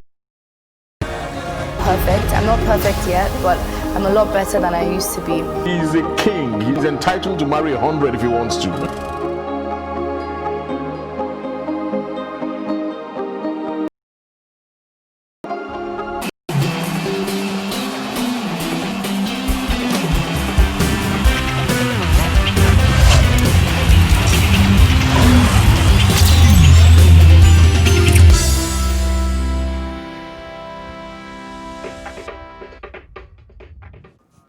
Hello and welcome to the show. Today, this is Plus Sports on Plus TV Africa. We bring you the best of stories breaking in the world of sport, and we also bring you interesting analysis and on those special stories, of course, on the 100-meter employ from one of the other competitors, like one of the coaches of the competitors, to try and stop the opponent from getting probably first or fourth position, as the case may be. But I mean, that was a great laugh, actually. But imagine it happened in Nigeria. What do you think would have been we would have said it's witchcraft or something? Definitely. We have so many superstitions right here in Nigeria, so you might never know. They'll probably say maybe the person's village people are coming after him. So. Okay, well, the footage released by the Turkish Athletics Federation shows some athletes trying to avoid tripping over the cart, and the Turkish athlete Umut Yücel won the race, and congratulations to him. Now let's come back home. Enugu Rangers yesterday became the first club to put off their resumption date following the uncertainty that has trailed the kickoff of the 2020-2021 Nigeria Professional Football League season. Now, Enugu Rangers had earlier instructed their players to return to camp last weekend to begin preparations for the 2020-2021 season. The Nigeria Football Federation recently announced that the 2020 season will kick off either this month or next month, and to end in May 2021, subject to the full reopening of the country and the approval of the health authorities. However, the Sports Ministry last week reaffirmed that the kickoff date would only be determined by the Presidential Task Force, that's the PTF, on COVID-19, which has already sanctioned the resumption of non-contact sports. Now, the PTF has also ruled off the resumption of football activities, saying the country is not yet safe for such activities to return. I'm quite saddened by this from the organizers. But most importantly, being paid for that so that they can continue to live and sustain their families. So I mean, this is so sad, first of all, but safety is better than cure, or rather prevention is better than cure. 2 days ago, Sunday Diary came out to say that, for now, non-contact sports can resume, but for now, contact sports cannot resume. So they're just taking their time,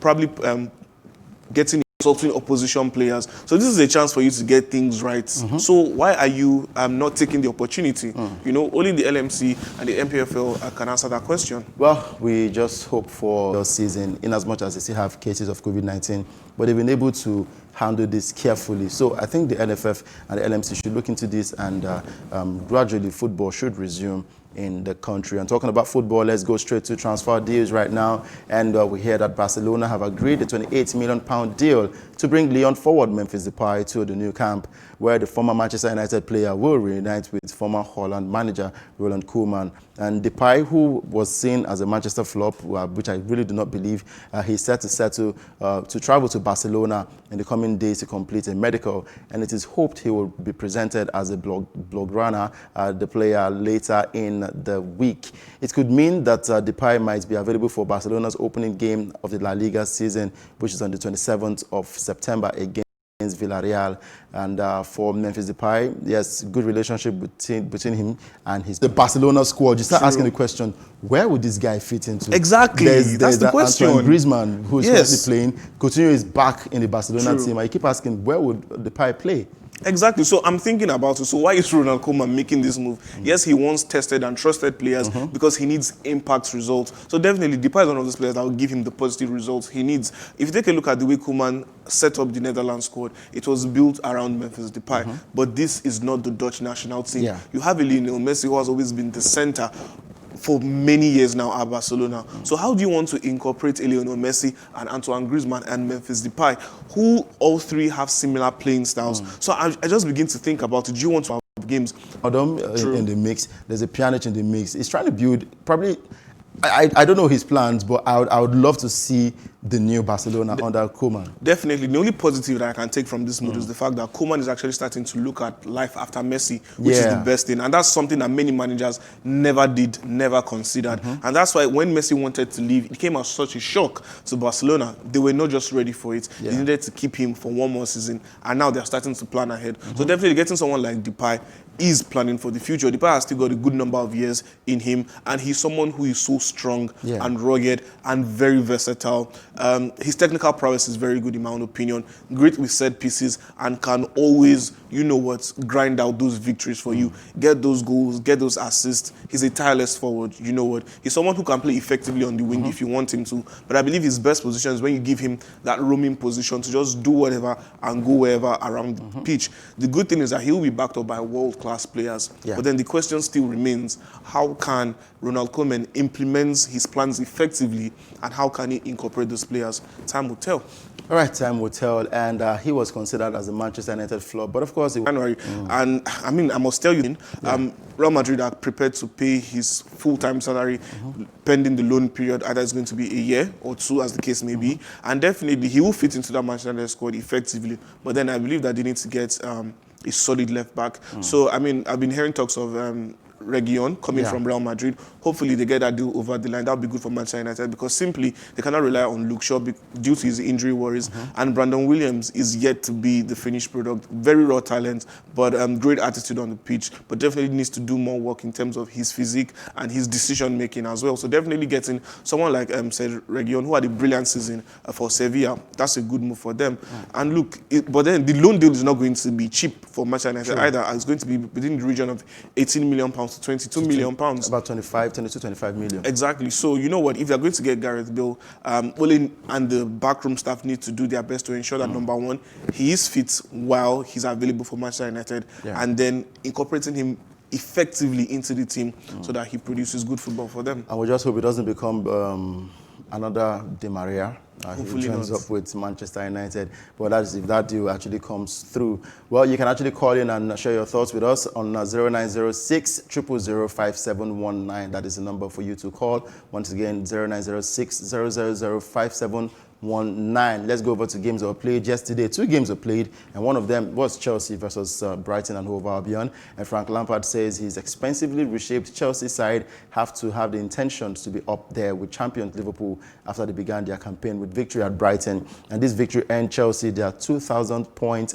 in the Premier League after 1,077 games, making them the 3rd side to reach that total since the competition began in 1992, after Manchester United had 2,234 and Okpe's Arsenal with 2,014 points. And of course, Brighton hosts Portsmouth in the Carabao Cup on Thursday, the 17th of September, and return to Premier League action at Newcastle on Sunday, the 20th of September. Meanwhile, Chelsea will get to host Liverpool at Stamford Bridge on the 20th of September in the Premier League.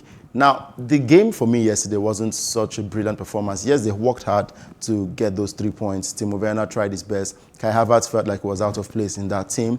But the real test will be against Liverpool on Sunday. No doubt about that. The opening stages of the game, I felt like Brighton played better, in my own opinion. They looked more confident on the ball.